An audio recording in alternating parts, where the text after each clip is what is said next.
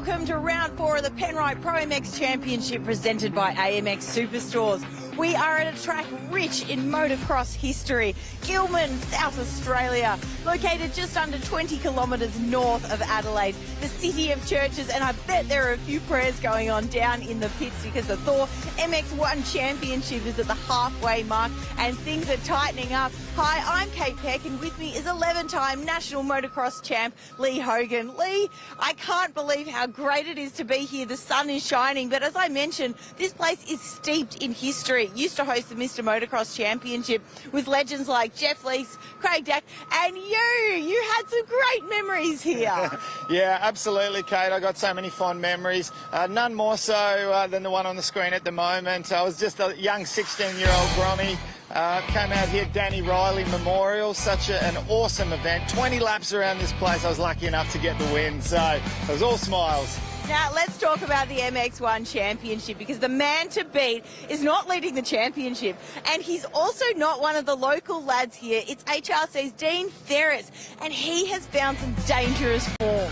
He might not be leading the championship, but he is coming like an out-of-control steam train through the field, and it will not be too long if he continues this kind of form, and he will have that red plate that he desires so much.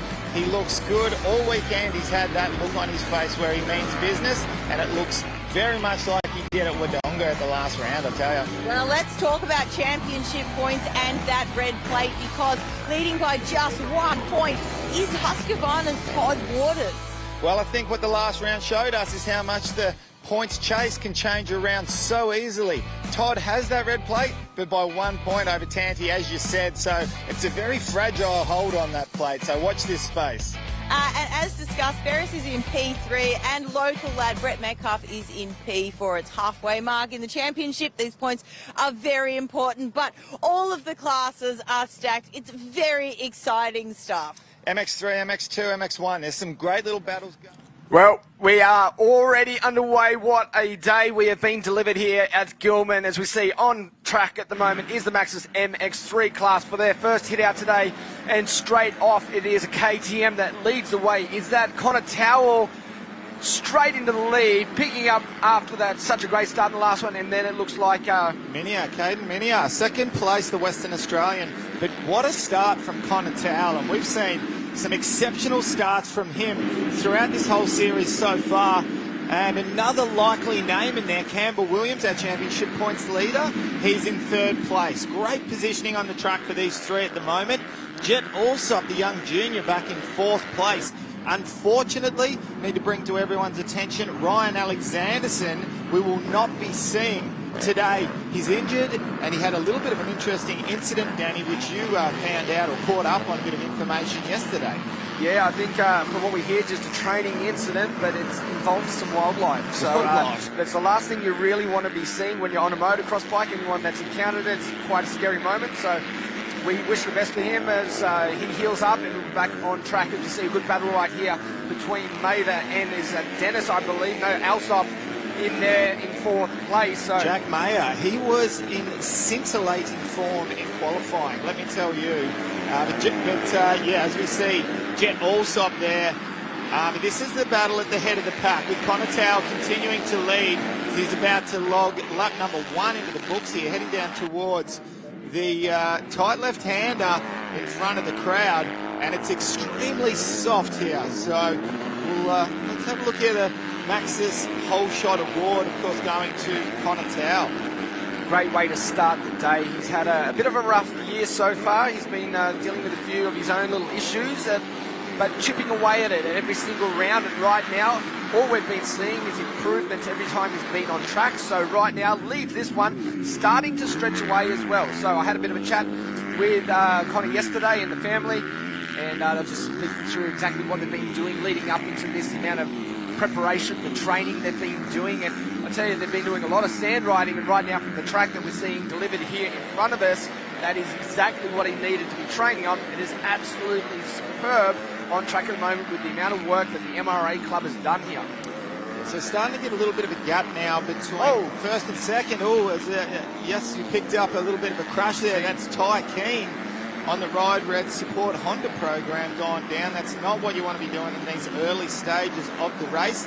And just a quick heads up, 20 minutes plus a lap for the MX3 class here. Moto 1 brought to you by Maxxis Tyres. I was just about to make a comment, Danny.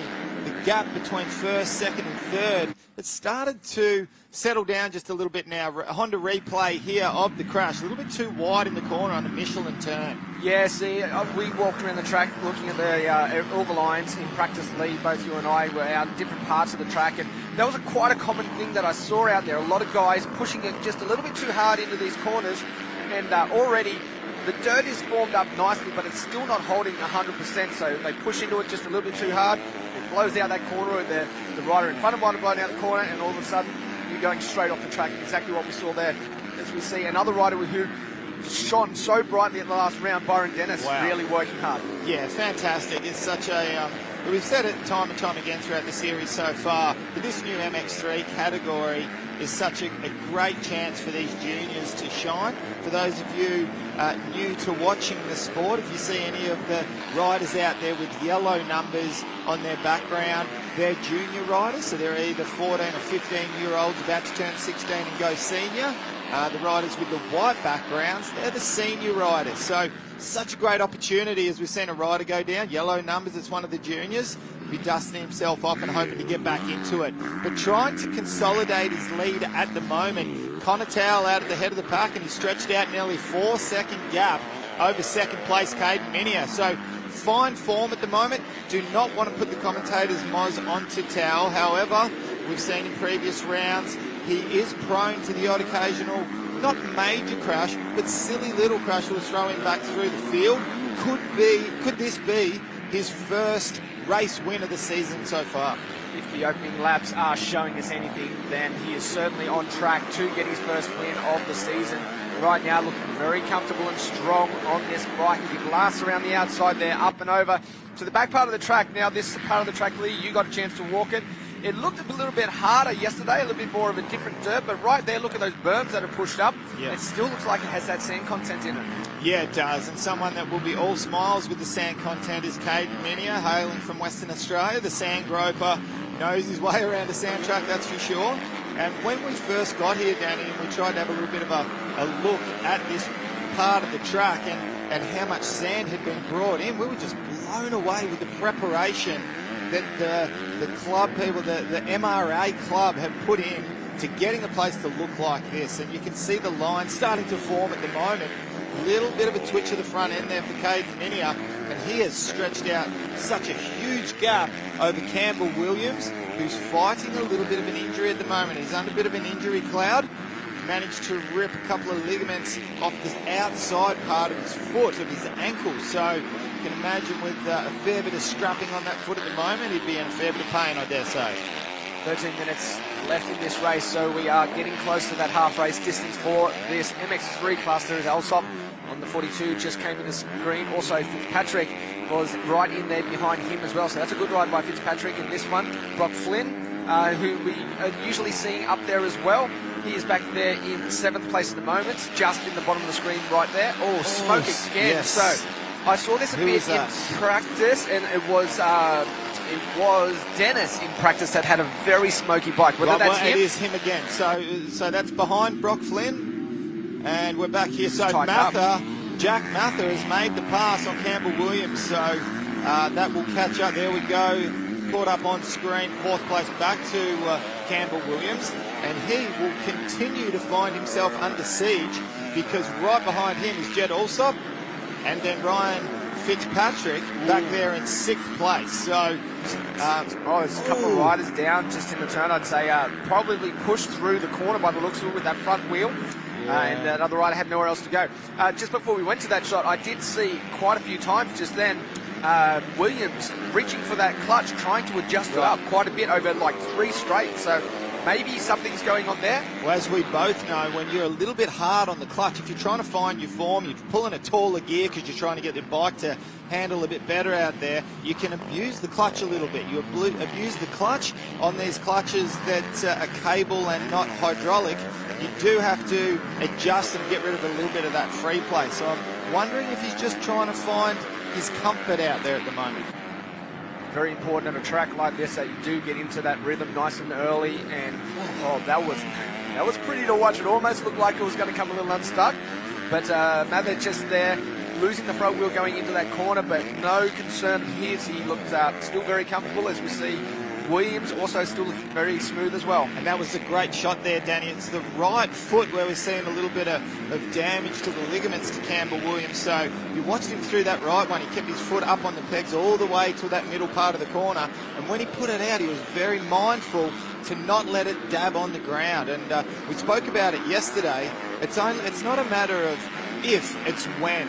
Because you can't make it through 2 races in a day without at least having 1 or 2 foot dabs. I did get a chance to speak to him after his qualifying, and he was happy. Certainly he was in a little bit of pain when he did dab that foot. He did say in practice he managed to dab it a couple of times, but you just got to ride out the lap and deal with the pain for a second, and it does subside. So he's doing his best at the moment just to continue on. And I'll tell you, he hasn't really dropped off the back of Mather there either. He's still managing to hold on a bit. Absolutely. 11 minutes still on the clock for the Maxxis Tyres MX3 class here. Race number 1. We had a lot of rain yesterday and everyone was talking about the storm that was coming through. It was going to be nasty. But we have seen nothing but sunshine today and perfect track conditions. Campbell Williams looks to be remounting a little bit of a challenge now under Jack Mather. This is positive signs for the Honda HRC factory rider. Weather could still play a part later on this afternoon. We certainly hope not. With the track that's been presented for us, we are hoping that we will see great racing all day long with uninterrupted weather patterns. But at the moment, the sun is shining. The races are starting to really develop into something pretty special at the moment. You're right, Williams at the moment has the bit between his teeth, and he has closed that gap in considerably over this last lap. Roll off pull there, and he is doing what he can.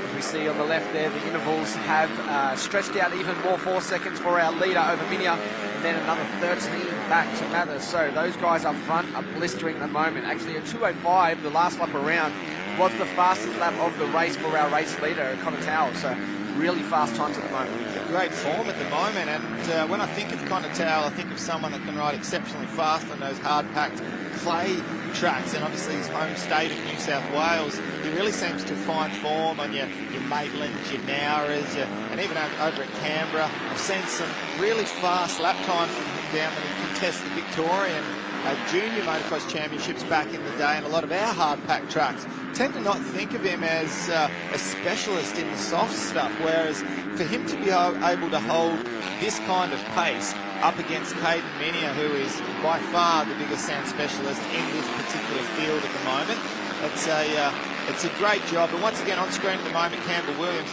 the fact that he's been able to latch onto the back of Mather, whether he can pass him or not, the most important thing is that he's stuck to the back of him and stopped the bleeding of falling through the pack. Because what can be disastrous for your points chase is all of a sudden Jed Alsop, then Fitzpatrick, Flynn, Drew, they all start passing you because, you know, they might all be in their own little battle. Next thing, instead of being 4th, you find yourself down in 8th or 9th, and that's when it can be disastrous. Mentally, too, at that point, that's when things start to really unravel, and those mistakes do come into it a lot. You see the 185 machine of Riley Fitzpatrick there, who runs back there in 6th place at the moment into that right-hander, and then those really tough rolling whoops in behind them. It should be Brock Flynn, which it does look like just there into this right on the 60 machine. Another Western Australian who knows his way around a sand track very well, but had some major dramas in qualifying, Danny. Before he even completed the end of the first lap, he was running back, sprinting back to his mechanic, who in turn did his own sprint back to the pit area. Of course, they had to have approval from Mark Hancock, who was right across everything. Just managed to make it out with 1 lap to go in qualifying and be able to log himself a time to make it up into this race. So it would have been not the kind of day you'd be after. Now, I don't know 100% if it is. As we have a quick look at this replay. Oh, who's that gone down? Connor. Oh, no. Our race leader, Connor Towell, just a front wheel washout right there.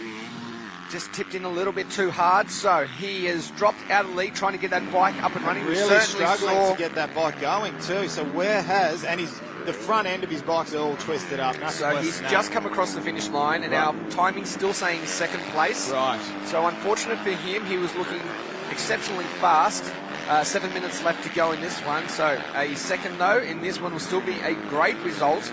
But I'm sure that is not the way he saw this race particular closing out. Well, I guess that's just a credit to the pace of those first two place getters at that time between Towell and Minia, with the fact that he was able to get up, bent bike, couldn't start the bike properly, still looks as if he's got himself an 8-second gap over Jack Mather back there in third place, who is no slouch here today. Campbell Williams looks to be still right there in the mix. Oh, no, he's not. No, he's on the ground. Not what you want, and that's that right foot there. A little bit of smoke coming from the bike as well. So let's try to keep an eye on that and see how that's going to affect him moving forward into this last 6 minutes of the race. Looks like we've got a replay here, so let's watch closely. Front wheel. Oh, tag the back. Of Mather. Tag the back wheel. Yeah, wow. Just a little bit unexpected there as we see yet another rider down on the ground. So this track is biting some people at the moment. It's one of those tracks where, you know, it's so perfect. You and I both looked at this and go, yeah, man, this is a track we would like to ride. But it's so soft, and it really is a track that can just reach up and grab you if you just lose concentration for just a moment. So 228 was our rider that did go down there. You might even, I know, here is back to our live vision, is it? Connor Towell in there in second place. He's rebounded exceptionally well. No goggles, a little bit of a bent up. You can see visually his handlebars. Look at how twisted to the left. And there is nothing more difficult than trying to stay in a straight line run when you've got bars that are twisted like that. He's got hands going up in the air to lappers. I dare say there's all kinds of chaos going on up in his head at the moment. But you have to give credit where it's due. Yeah, he's hit the deck. We need to see less of that from Connor Towell. But he has still managed to stretch that gap over Jack Mather in third place. 9-second gap now as opposed to 8 the lap prior.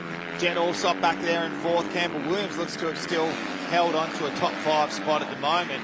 He's got company with Fitzpatrick all over the back of him. Before we went to all that, you were speaking about Brock Flynn running back to the pits, and I was trying to get out that I think, and I didn't confirm it, but there was a rider that was down just after the tabletop near where I was. It looked like he actually snapped his sprocket. It was a Husqvarna rider. Right. I did see him running back towards the pits, so maybe that's what the incident was, why he only was able to get that one lap in there for qualifying.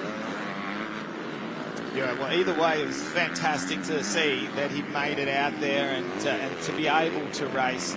Of course, on screen at the moment, Caden Minia, the young Western Australian superstar with such a huge future. Anyone that's been following the series so far would know. We talk about him all the time. Yes, not only does he have yellow numbers on his bike and he is a junior, but he has 2 years of juniors left in him.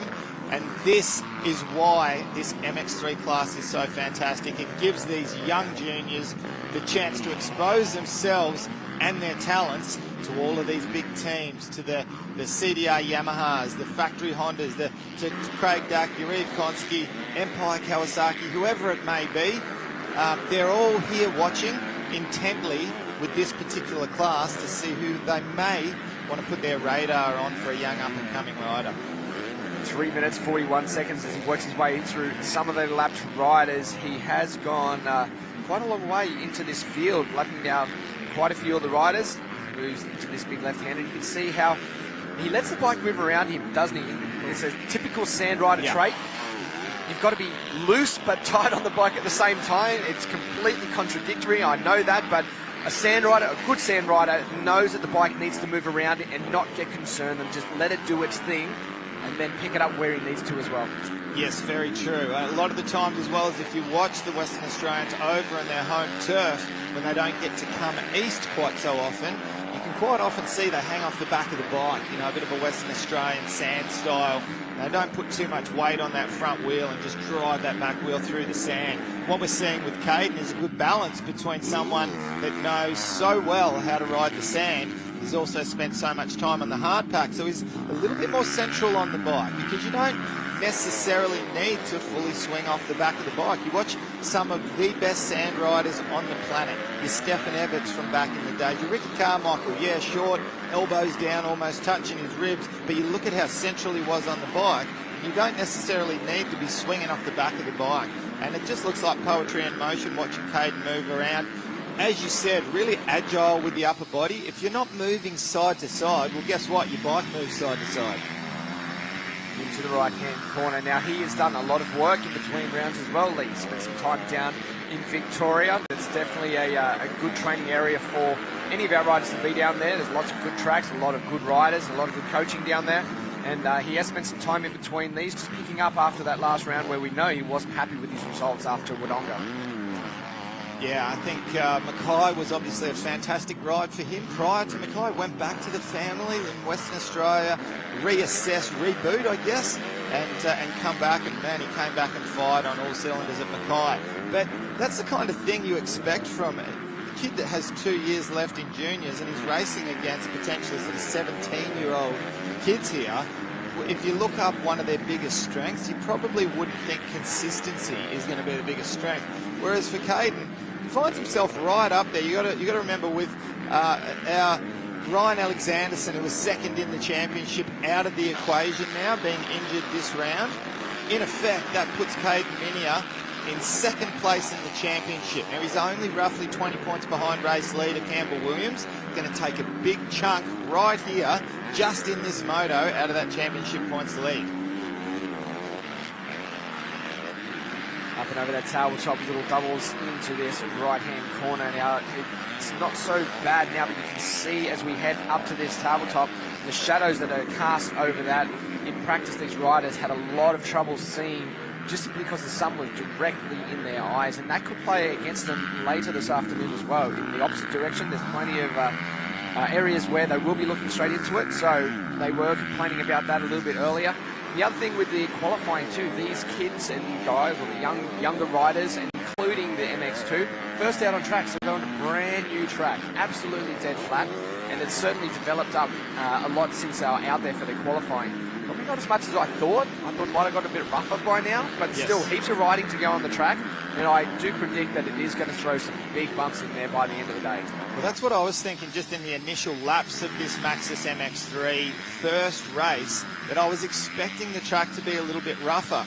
But I must say, it has developed a lot during this race. So it's noticeably, visually to the eye, you can see it almost every lap starting to form new bumps. And then as that happens, you'll see the really good riders starting to get really creative with their lines. They'll start to find the extremities of the track. They'll be right off to either the far left or the far right, trying to get away from the main line that the majority of the traffic are using. We are close to the end of this race right now. You should see the last lap board around this time. He goes up and over that tabletop into quite a fast part. And I was watching this in practice through here, the bike stepping out, trying to pick up those ruts, and quite long going into that corner. And you see the bike stepping out all over the place as they work their way into that turn. Through this left, he'll have one more turn before he heads down the finish straight. Should see that last lap board around this time. Just quickly make a point there, Dan, if you don't mind. Connor Towell back 22 seconds. How's the pace from Caden Minia finishing off? And this is what we like to see. Finishing off a race the way that it deserves to be, with a little bit of authority as he is continuing to charge. Sneaky little look over the left shoulder. Don't think you're going to see anyone that is 22 seconds behind you, mate, slamming into that inside line there. No problem for the young 14-year-old Western Australian.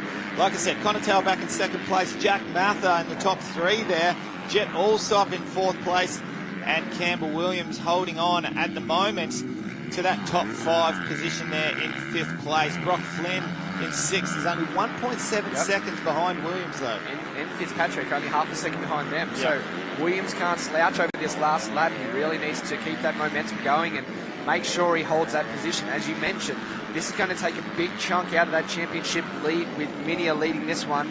Williams so far back, he cannot afford those extra 2 positions on this very last lap. So he needs to keep that momentum going to make sure that he gains as much points as he can. You see that time through there. It's just starting to really chew out through those rollers. It's going to be interesting later on. Another quick mention for a couple of the young juniors, obviously Jet Alsop, but Byron Dennis still great in 8th place with 1 year of juniors left to go. Down in 15th place, not too bad a ride for Hickson McGuinness with 2 years of juniors still to go. So it's great to see these young kids coming through. But last lap for Caden Minia, the young factory KTM rider, coming through, and he is looking the goods at the moment. He will be hoping to do some massive damage to Campbell Williams Championship points lead today. If he can go 1-1 today here at round 4 for Gilman, this will be dream come true. Little step of back wheel just there, stepping out as he went over that roll and jumped through those ruts, diving into those inside ruts. You've got to treat them with a little bit of respect. You can't push into it too hard. The front wheel will blow through them quite easily, and we have seen that quite a bit today already. We saw it on our race leader moments ago as he makes his way around this final turn for the last time in Moto number 1. He will collect the win, maximum points towards his championship chase, and exactly everything right in this moto takes the win. And you know what I kind of like to see, Danny? There was no fist pump, there was no celebration or whatever that you could expect to see from such a young kid there. It was, all right, well, damn it, this is where I'm supposed to be. About time this happened again.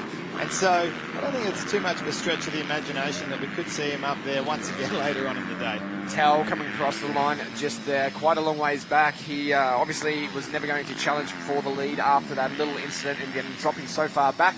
So picking up also very valuable points, and we've mentioned it plenty of times before, Lee, a 2-1 on the day is much better than a 1-2. With the equal points on account back would give him the overall for the day. So still sitting pretty. Did make that mistake. I'm sure he'll go back to the pits, regroup, knows that he's got the speed now, and come back out swinging in that next race. Well, Danny Ham, what an incredible ride for Caden Minia. Race 1 of the Maxxis MX3 here today at Gilman for round 4 of the ProMX Championships, brought to you by AMX Superstores. And that is the way we do it. Number 66 is giving us the horns there. Good job, my man. The young Western Australian is such a good kid, great family. Both parents here, Dylan and Sky, his mum and dad, are here supporting, and they're just such a good family unit, and that is what family motocross racing is all about. Let's take a quick look at the Maxxis tyres results for the MX3 Moto 1. Caden Minia with the win, Connor Towell in second, Jack Mather rounding out the top 3. Yes, Alsop, Flynn, Williams did make it there in 6th place, so good points for him. Fitzpatrick, Dennis, his bike made it all the way through to the end. Keane and Cannon round out our top 10. And it's a great way to open up today, isn't it? Really shows you exactly how this racing will go. But before we do that, let's go down to Kate with our winner. Yeah, I've got Caden Minia here. Congratulations, my friend. You're a junior. What an excellent start to your round. Your first win. Well done. Yeah, it was a good race. Got off to a good jump, and then I went a bit wide in the first corner and got overtaken, but just settled into my race, and unfortunately Connor went down. It would have been a good battle, but yeah, just rode it home and had so much fun. That's the spirit. Excellent stuff. Good luck for the next moto. Thank you. Well, young Caden getting so much race experience at such a young age. Let's take a look at the Honda Highlights package. Drop of the gate, MX3 Moto 1, and what a start it was for Connor Towell. Well, Towell wasn't actually in the lead going into it. Exactly what Caden said, ran a little bit wide, and that allowed Towell up the inside. As we see early battles in this one as they hustle for position. That was Alsop making the pass on Mather just there. And here's that first mistake from Ty Keane. Tuck of the front and straight over the handlebars there. A nice soft landing though. I think we're about to... there's a few little mishaps throughout the race. In fact, it was quite common to see a few little disastrous things happening. But at this point of the race, it was Connor Towell showing everyone a clean set of heels. This little coming together with two riders there getting stuck, and you can see how soft the dirt is there.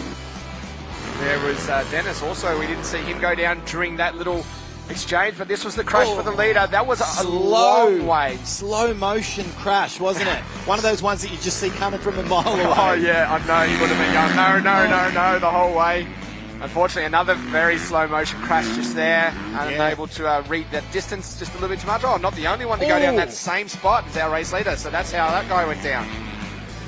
Yeah, and that crash with Campbell Williams, you could see Jack Mather, he felt that tag, had a little look over his right shoulder as he went down. So checkered flag out for Caden Minia. Maximum points here in Moto 1 and showing everyone that he has come to Adelaide for business. Well, what a way to start the day here at Gilman as the crowds have rolled in. We were saying it was meant to be raining. We were afraid that we'd be greeted to a very, very wet track and might have scared some spectators away. But we got here at, 6:30, 7 o'clock, Lee? Yeah. And there was so many cars already parked in the car park. So great to see the crowds back at ProMX, really supporting the club. They have put in a huge effort here, and you can see that within the track. Well, and one of the fantastic things about this Gilman circuit is it's just a stone's throw from the centre of Adelaide. So you live anywhere near the suburbs surrounding the city, you've only got yourself 20 minutes, half an hour to make your way to the track. All right, let's quickly go down to Kate, who's caught up with Crew Halliday. Yeah, I've got a surprise special guest here, Crew Halliday from the Australian Superbike Championship. Crew, are you thinking about jumping on a dirt bike and heading on out? I just said to Hayden Melross, I'd love to ride this track, but not this rough. It needs to be dead flat, no ruts for me. So what are you doing out here? I've been actually here for a boat race, and went to the wineries with my girlfriend, just a bit of a break before Darwin because it's going to be a big round for us. And the motocross is on. And I love motocross. I try to ride it every weekend. And it's just, these guys are on another level, and it's just great to experience and how they ride. Yeah, who are you backing? Who are you a fan of? I got to back Aaron Taney, a fellow Yamaha rider. I've got to say it. I'll probably get shot if I didn't. And I've known him for a little bit, and it's a shame that Luke Clout's out. I ride a fair bit with him too, and it'd be good to see him when he gets back on Supercross. But yeah, I'm going to definitely go with Taney today. Yeah, and we've got Darwin coming up for the Superbikes. Tell us a little bit about your preparation going in. Yeah, it's going to be a tough round. It's with the V8, so there's going to be a lot of fans there, and it's actually a three round weekend, so it's either make or break really in a championship. It's either you can go really good there, get some points back, or you can lose a lot. So the pressure is there. We didn't really perform there last year, but if you look at this year, it's our bikes and tyres, everything are working fine. So Mike's leading the championship. I'm starting to claw myself back, and it's going to be a good round. Yeah, I agree. It's going to be exciting. Well, Crew, thank you for joining us. You look like a rock star in those sunglasses, boys. Back up to you. Thanks, Kate. Well, boat races and wineries. Danny, we're doing it wrong. I think so. This bottle of water is not good enough. He's out there getting that kind of attention. That's great. Yeah, no, great to see him here though, supporting motocross as well. And as he said, he's always on the bike, on the motocross bike. So yeah, I'm sure the love of motocross for it, just to come out here and check it out. It's going to be a big thing for him to see. As we see the guy he spoke of on screen at the moment as they head out for their AMX whole shootout. That is Aaron Tanty, who was one of the fastest, if not the fastest, I think, at the end. Managed to get it by the slimmest of margins. We had Todd Waters and local hero Brett Metcalf in second and third, who were ever so close to each other. And a little ways back, a couple of seconds off the pace, was Dean Ferris. Now, where I was standing, I'm not sure where you were situated watching qualifying earlier on, Danny, but there's a very tricky double section. Basically, nobody was doing the second double. You managed to see that? Yep. Todd Waters was making it look as if some 65s could potentially be jumping it. He was doing it that easy. However, not one other 450 rider was doing it. I believe I saw Bailey Melkowitz get it clean once or twice in qualifying on the 250 when it was a bit smoother. However, that was so impressive to see Todd Waters do that. So our riders are on track. We are speaking of qualifying that they have done earlier on, practice qualifying. They all go out, set their times, figure out exactly where they're going to be starting on that start gate, except for these guys, the top 10 in that qualification. They go back out and re-qualify to see if they can improve their times and get themselves a better starting gate or pick to the starting gate as they go out for moto number 1. Now, this start is pretty even going out of the gate. It's not as important. I don't think you don't have to have that particular one gate. There's a lot of gates in a group, I think, that should be pretty good. But mentally going into the race, if you can go out there, set the fastest time, then you have a mental advantage straight up over everyone else. Absolutely. And also a little bit of spending money thanks to AMX Superstores up for grabs for the fastest in the pole shootout. On screen at the moment, Aaron Tanty on the CDR Monster Energy Yamaha machine. He will, I believe, be the first one to put down a solid time, which looks to be a 2:04.7. We'll wait to see what everyone else starts to put down. But I was liking what I was seeing from Hayden Melross, the Gas factory team rider. Had a lot more pace on him earlier in qualifying than what we've seen so far this season. And so you should have been. He just matched the time of Aaron Tanti for their very first sit-out. Now, this is only 8 minutes long, so they do not have many laps to try and nut this one out. As we see, very close between the top three now. There's only 0.2 of a second difference between them. Todd Waters comes across. Yes. He's a little bit further back, but not by much. So these guys on their very first lap, they need to learn the track once again, and you can see that right now. They'll probably only get 2 hit-outs of this, I think. Unless you're going to be the rider that just goes out there and knocks laps off, then you'll get 2 clean shots at it. Learn the track the first lap, hit it for a hard one, relearn what you could have changed, and then do it again. The condition that the track's in at the moment, Danny, especially with a bunch of crazy MX3 riders having just gone out, you can see that really quite rarely have we got any corners that flow nicely. Nearly every corner has either got a hook at the start or at the finish. So these guys have to wrap their head around a completely different track, as you just mentioned. And I think one of the secrets to getting a really good lap time here in the pole shootout is somehow stringing a mistake-free lap. It might not need to be the most blisteringly fast lap, and there we see, that's beautiful to see Todd Waters up going double-double through that section. For the non-rider people, they may not understand just how difficult that little section is. Trying to do them doubles, it isn't on quite a fast part of the track and quite a substantial turn as well. So to get through there as cleanly as he just did, and wow, he looked good just then.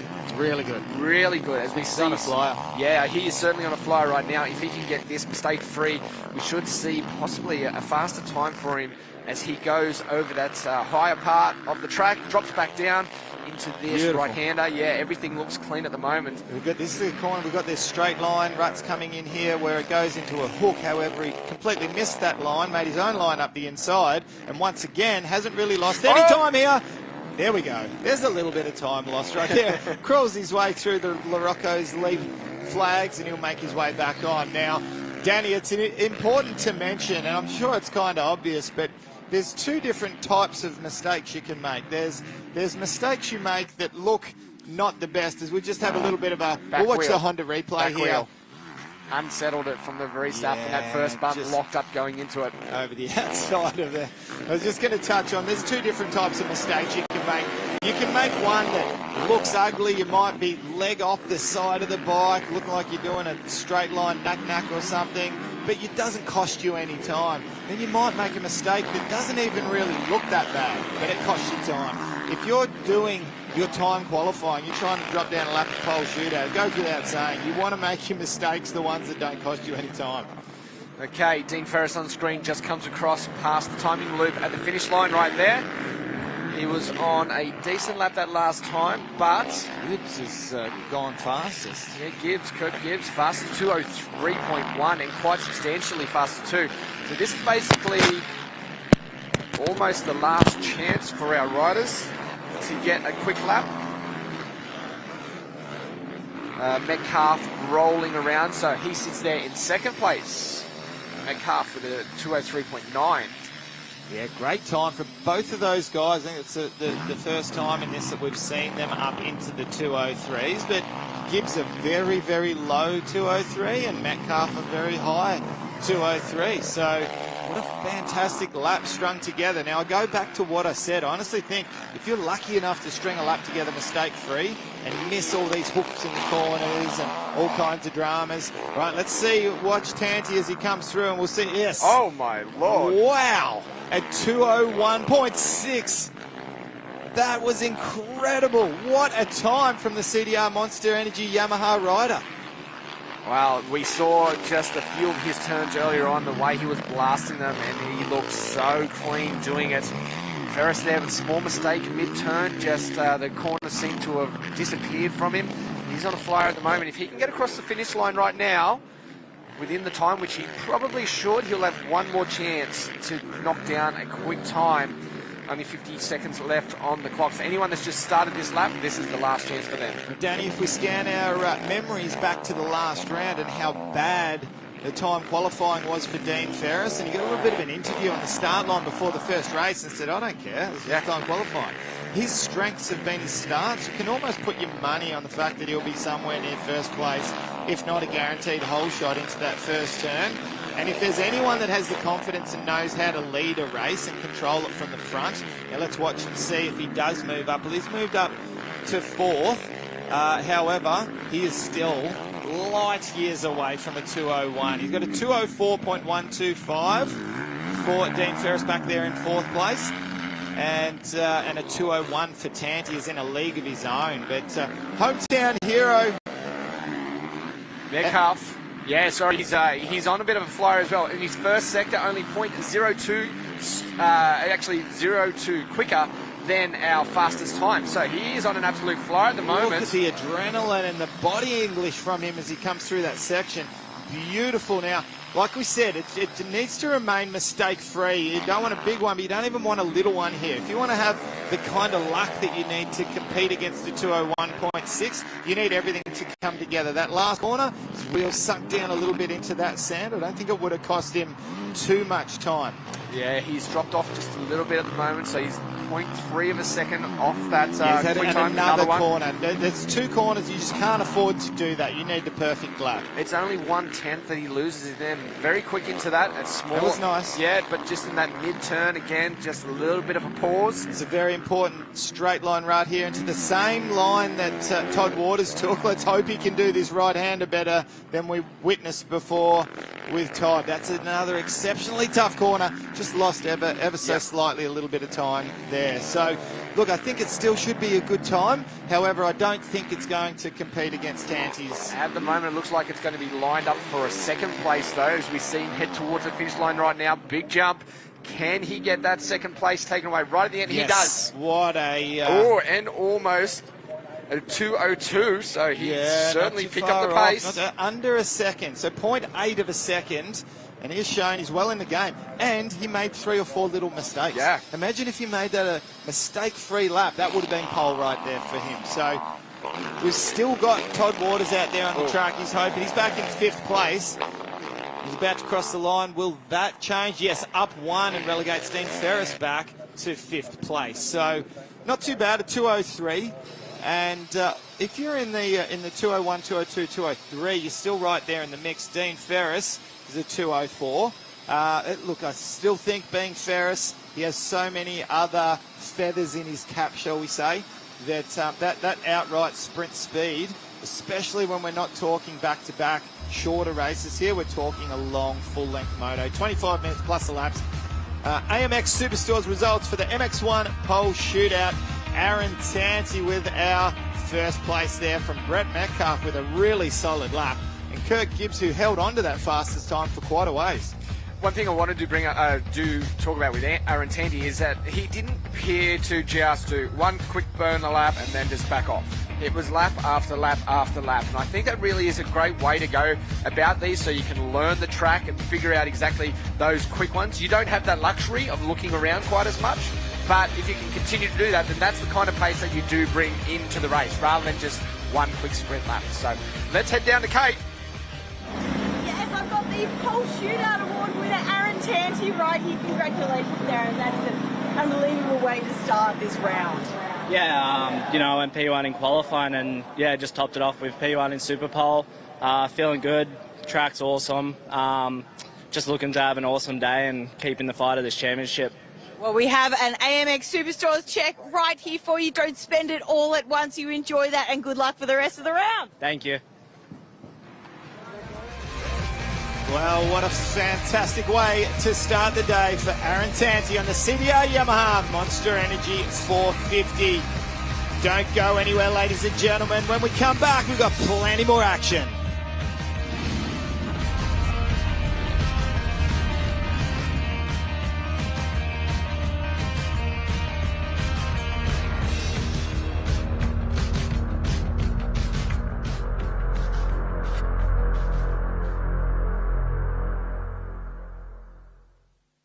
Penrite, a 100% Aussie company, pride themselves on their commitment to all forms of motorsport in Australia, from the very grassroots to competing and succeeding at the highest level. It's always been a big part of their DNA. And this real-world testbed for their products ensures the lubricants and fluids you buy for your vehicle have benefited from the development of being punished in a way that only competition can. Penrite. It competes, you win.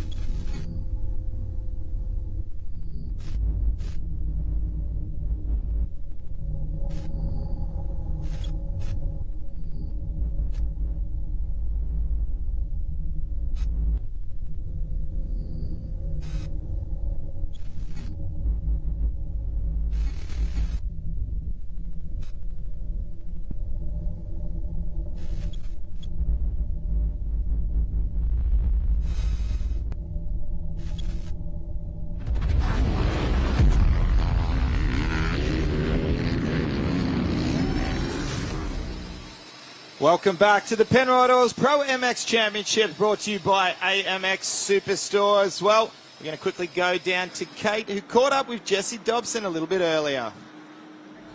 Jesse Dobson of Serco Yamaha. Jesse, tell us what happened at Wodonga round 3, because you had a bit of an incident which led to a dislocated shoulder.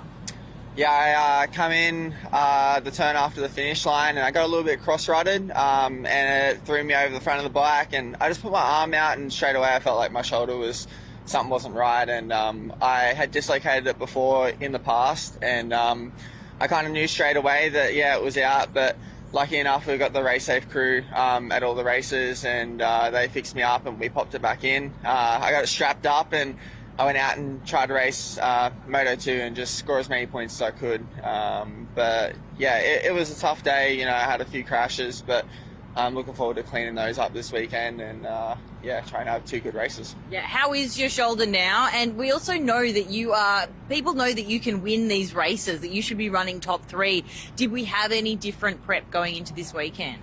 Well, the shoulder's not too bad now. I kind of had like 2 weeks off, and I've been trying to get the strength back in it as much as I can. And yeah, on the bike, it's actually feeling not too bad. I'm pretty good at blocking it out. I don't really have a problem with that, like with the pain and stuff like that. So it isn't really affecting my riding, which is good. But yeah, look, I want to be at the front end of the pack and up the front, you know, leading. And I've been there a couple of times this year, but unfortunately I've dropped it. So I'm looking at cleaning up those mistakes, and I've been working really hard with my trainer, Ford Dale, and my physio, Levi. We've been working really hard to try and clean all this up, and yeah, hopefully we can be up the front this weekend. Yeah, good luck, Jesse. Thank you. Well, such a gritty rider there, Jesse Dobson, riding for Serco Yamaha, and to tough it out and get back on after a dislocated shoulder. That was an amazing effort, Danny. Yeah, tough one to come back from and still do so well. As we look at our Pirelli MX2 lineup, Wilson Todd on the 20 machine. Noah Ferguson looked exceptionally fast out there earlier. Rhys Budd, Jesse Dobson, Alex Larwood's going to be hard to beat here at home track. Riding Kingsford, Levi Rogers, Bailey Malkowitz, who tried to run me over during the practice sessions. Isaac Ferguson, Dylan Wills, Liam Andrews, the Japanese rider for Empire Kawasaki, Haruki Yokoyama. Plenty of talent out there on the track as we see our riders take off for this site lap to try and learn, because these guys were first on track today. Yes. So they had an absolutely perfectly smooth, fresh track, and now they've got to figure out it all again. They sure were, and in a league of his own was Wilson Todd lap time-wise. He had a mountain of time between himself and the next fastest rider, but you know who was second fastest? Noah Ferguson. And the way he did it, it's textbook the way that you try to get yourself a time that is slightly faster than what you'd be able to do all by yourself. He spent the whole of qualifying being a serial pest to Wilson Todd, sitting on the back of him, just trying to get dragged along at a pace that was slightly out of his pace. But tip of the cap to him, it got him easily the second fastest time in qualifying, and quite possibly a time that he wouldn't have normally been able to get. So great job to Noah Ferguson, second fastest in qualifying today. So at least 75% of the lines you see on the screen at the moment, these riders have not seen. Yes. They were not on track when they went out at the start of the day. So they need to take their time and look around and learn this track the best they can in one single lap before they go out and blast out 25 minutes at full pace. So, Danny, just from an ex-racer's point of view at a top factory level, what do you think these guys should be doing? This is sight lap for them. They're about to go into battle, into war. Should they be doing one of two things? Go out first, get a clear track, don't get roosted, or let them go, give themselves a little bit of space and take your time with having no one up your rear end trying to pick your lines. I think that's the best way to do it. Have a bit of room to be able to move around. Besides just look, try and jump into some of the stuff that you think that you're going to probably ride in. A lot of the outside lines sort of get neglected a bit when you don't know them. And right now these riders need to have a look. You know that the inside ruts are going to be good. Look for those alternative lines. Probably stay out of the main line that you will probably race and just look at those alternative lines, just as those backups, because only one rider can get that whole shot. Everyone else is going to have to battle the other riders, and on the first lap, if you don't have those alternative lines, you're going to be stuck in behind them. And I also think another tactic to consider as well is if you're the type of rider that likes to be first back to line up, so you've got that extra bit of time before that 15-second board goes up, or if by the time you come back, throw your practice goggles to your mechanic, strap on your fresh ones ready to go, you like to be not too far off getting ready for the drop of the gate. Yeah, I was always one of those riders that like to be relaxed. There's those other riders that need to be pumped up and hyped up to go out and get a good start. So completely different approaches, as you just mentioned, Lee, which is better. It just comes down to the rider, I think, but certainly they do need to learn that track on the very first lap, which we see all the riders that are up at the top pointy end of their qualifying running to that inside half of the start gate. Now, we did mention there's probably a lot of gates here that are going to be okay, but certainly you don't want to be on the outside of the box, I think, going into that first turn. Yeah, of course. There's something that we spoke about when we were doing our track piece earlier on. I think that if the first turn wasn't a U-turn and it was a 90-degree left, then, yeah, you can sometimes see some amazing starts from the far outside of the grid and riders who might jump out fast and just don't even really need to back off for the first turn. As soon as you throw a U-turn into the equation, a 180-degree, it all of a sudden becomes twice the distance to try to get around. So you'd be crazy to get yourself a good pick, but to find yourself out there that wide. Hence why we see all of the good riders on that side of the dog box, as you mentioned. I did get a chance to talk to Serco Yamaha also just after their qualifying, and interestingly, Bailey Malkowitz sat in 33rd in qualifying up until the second last lap. So, a few little mistakes here and there, getting blocked from other riders, I guess. Just didn't have the cleanest of qualifying sessions, but then was able to make sure he did get himself a decent time. And as we said, it's a good position there. The qualifying times really mean spit when they're on a fresh track, and now they're going into quite a different track. Everything is new once again. Well, start is incredibly important here, and of course, Moto 1 of the Pirelli MX2.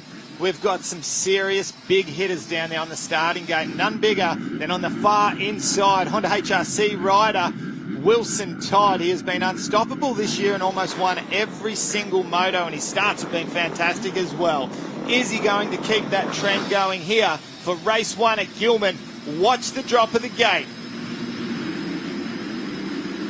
Horsepower, a big hit. Oh, look at the start. Wilson Todd. Is that Haruki Okiyama got a great jump and came out, but Wilson Todd managed to hold on to it.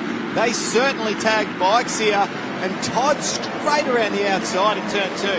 Haruki gets pushed off the track there, just runs out of room. That is Dylan Wills around the outside as well, as he tries to go up there. Reese Budd positions well. And is that Blake Fox back there in 4th or 5th place? Yes, it is. Yes, it is. So, is this round the change for Blake Fox? We certainly hope so. We know how fast this rider can be. He's got a bit to prove this year, but certainly is one of those riders that can do it. Let's hope he can do it right now in Moto number 1, as we see Wilson Todd already stretching out that lead. Huge. Have a look at the pace on this guy, will you? We've mentioned a couple of times throughout the season so far that while Wilson Todd has been winning everything, he hasn't been doing it in convincing style and making everyone look stupid, which we quite often would expect to see. Let's quickly mention the 7-hole shot for Haruki Yokoyama on the Empire Kawasaki. Great job for him. I also saw Larwood. He's actually on the right of the screen, or just towards the back of this little... Actually, no, is that him there? He's made a couple of passes, so he's gone past Fox. Malkowitz up the inside of Fox as well. But Larwood, home track. Yeah. Everyone going into this race said he is going to be very difficult to beat.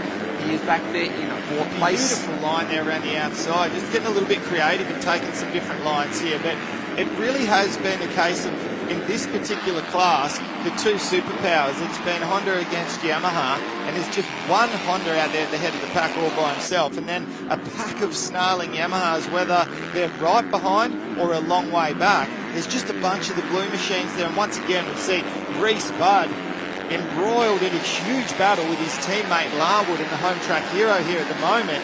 And of course the Kawasaki sandwich from Japan, Haruki Yokoyama, in there doing a fantastic job. This is definitely the best form for him that we have seen, and I would not expect the pint-sized little Japanese rocket to be flying around on such a gnarly sandy track this fast.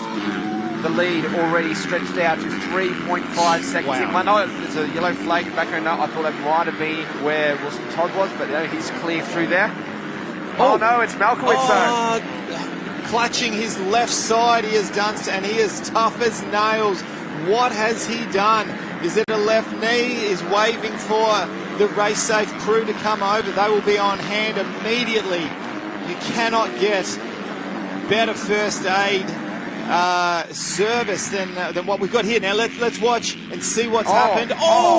That is through the section, the double-double. I wonder if he's tried for that double. It was the only 250 to get that second one there, and he has gone down so hard. Well, that is a tough break for him at the moment. Hopefully he was second in the championship as well, I believe. And such a good round the last time out as well. So hopefully there's not too much damage done there. We may see him back on track again. We know those riders can be super tough, but certainly did look like he was hurting there a little bit. As we see our race leader starting to really stretch it out. 4.5 seconds lead at the moment is the number 20 machine of Wilson Todd. Yeah, just a bit of confirmation there, Danny. So Bailey Malkowitz was second in the championship, 118 points, and 8 points clear of Larwood, who was in third place. Well, Larwood's doing the moves at the moment. Haruki Yokoyama still holds second, but Larwood has managed to clear Reese Budd and moves himself into third place. I do believe that we will see a pass relatively soon by Larwood as they go down towards this last turn, or the turn just after the finish line. Looks to the inside right now. Great fire in the belly from Reese Budd, trying to throw a hook into the back of Larwood because he knows he'll be heading towards the head of the pack. Holding that left knee. Oh, that is not what we want to see for the young Serco Yamaha rider. Larwood up the inside, two separate lines. The guys see the red cross flag. They need to slow down, roll through this whole section. Not that too many of them were jumping too big through there, but slowing down and observing those flags is ideal. Yeah, I think if anything, Reese sort of dropped off a bit through there. I think the main thing is no one needs to be seen to be making an advantage, and you obviously need to I presume they like you to keep those wheels on the ground and not even get airborne. So there is 4th and 5th place of Budd and Blake Fox. So it's a bit of a confirmation at the moment. Blake Fox certainly in much better form at this round. I know that they're doing a little bit of testing, a little bit more testing to make sure that he is comfortable on the bike. Again, I did get to speak to him, and he knows where he needs to be. He knows what he can do. He just needs Sorry, to... Danny, just watching in that small screen at the bottom there, we could see the look on the face of Bailey Malkowitz trying to make his way off in the hands of John Park. from Race Safe. As we said, the battle here with Larwood moving up that position. This is where he now, even though he's going to find himself over 8 seconds back behind Wilson Todd, who's still got basically 20 minutes plus a lap on the clock, he needs to put some lap time pressure onto the race leader if he wants to try to potentially force an issue or some kind of a mistake. Otherwise, Wilson Todd will just keep logging those 207, 208s, and he'll keep doing his thing. He needs to be seen, does Alex Larwood, to be chipping away at that lead time-wise. Well, the 207 was the fastest lap of this particular race, and that was done by our race leader that last lap of the round. So he does have a bit of work ahead of him. That is Larwood. But this is the first lap that we've had a chance. Well, actually, he's only had half a lap of clear track. So we haven't seen an actual indication yet of the amount of speed that he can bring to the party. We'll see it over this next lap, so we'll keep a close eye on that and see if he can chip away at it. Well, so what I'm seeing here is a 209 for that last lap from Wilson Todd and a 212 from slowed down through that section. Red yes. cross flag sign. So this next lap will be the clear indication as to how quick they can go. Yep. I'm really impressed at the moment with Yokoyama. We have seen him do very well in previous rounds. He was always running around that 10th area. To be up here, and this is probably a bit more natural to him at the moment to be sitting in this position. I think this is where he believes he should be. As we see on screen, Blake Fox still back there on the gas. He's in 5th place. Now that is, I just wanted to make comment because I know it's something you yesterday, having a bit of a cruise around, you made point to me. I'll see you in a second. I'm going to have a chat with the Gas boys, see what's going on. Of course, with Byron Dennis, part of the factory team, the young junior in the MX3 has been fantastic. But the two key players, Blake Fox and Hayden Melross, have been a little bit underdone so far this year. We went to have a bit of a chat with them, and what was it you? Can we say that it's you? No. Like Melross was on fire in qualifying and also did exceptionally well in the pole shootout, and then now we see Blake Fox far and above in his best results so far this year. It's looking really good. I just think it's comfort for him. Yeah. I think they've continued to work on a setting that's going to be what he needs. He knows how fast he is, and then you know it's likely if you don't feel comfortable on the bike, you don't doubt yourself, but things don't come too easy. So maybe a small change just to their approach coming into this one. Certainly looking a lot better, and I just hope he can continue on and keep pushing forwards. As we see Larwood now starting to stretch out over Yokoyama back there on the Kawasaki. Reese Barton still trying hard, but Yokoyama doesn't want to give it up. No, I just noticed in that left-hander there, Haruki just tipping it in a little bit hard and just sort of slamming it into the berm. Once you get into your rhythm on a track like this, you can't afford to be slamming berms like that. Sooner or later, it's going to cut into your time. You're going to end up in a mistake or a crash. You can kind of see, if you watch a rider's helmet and how much their head's sort of bobbing and moving around, it can kind of tell you a lot of the time as if they're in a calmer headspace or if they're riding a little bit on the crazy side. And Haruki just, at the moment, it looks like he's caught a little bit unawares with how far up he is at the head of the pack. He needs to just settle down and go, okay, we're well into this moto here. We're almost at the halfway stage. Right, I deserve to be here. Let's back myself in and settle down a little bit. We might be able to stay here for the remainder of the race. Last lap through was 207.3 for our leader, 207.6 for Larwood. So certainly he can run the pace of Wilson Todd, but they will not close that gap up in 10 seconds. He really has to start chipping away at that lead with his lap times. Let's head down to Kate.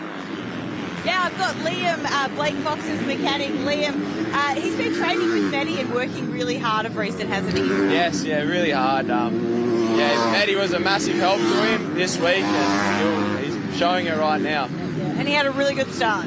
Yeah, excellent start, and he's still up there, top 5, so it's good to see. Great to see you smiling. Yeah, pumped. Thank you. Well, 15 minutes remaining on the clock here for the Pirelli MX2 Moto 1. A great little pass there from Reese Bard up the inside of Haruki Yokoyama, and he will slide himself now up into a top 3 placing. So it goes Honda, Yamaha, back to the Empire Kawasaki. That was a nice line by Bud. He's been chipping away at that pass for quite a few laps at the moment. And the intensity looks like it's gone out just a little bit for Yokoyama. He's still within a striking distance of a mistake. Out of these two, as we see the pass set up from the outside, switch back and then to the inside. So really nice, well thought out pass there by Reese Budd on the Yamaha. And I know he'd like to have tried to, as you said, keep those claws into the back of Larwood and run that pace, but when you get stuck in behind another rider like that, it's just very difficult.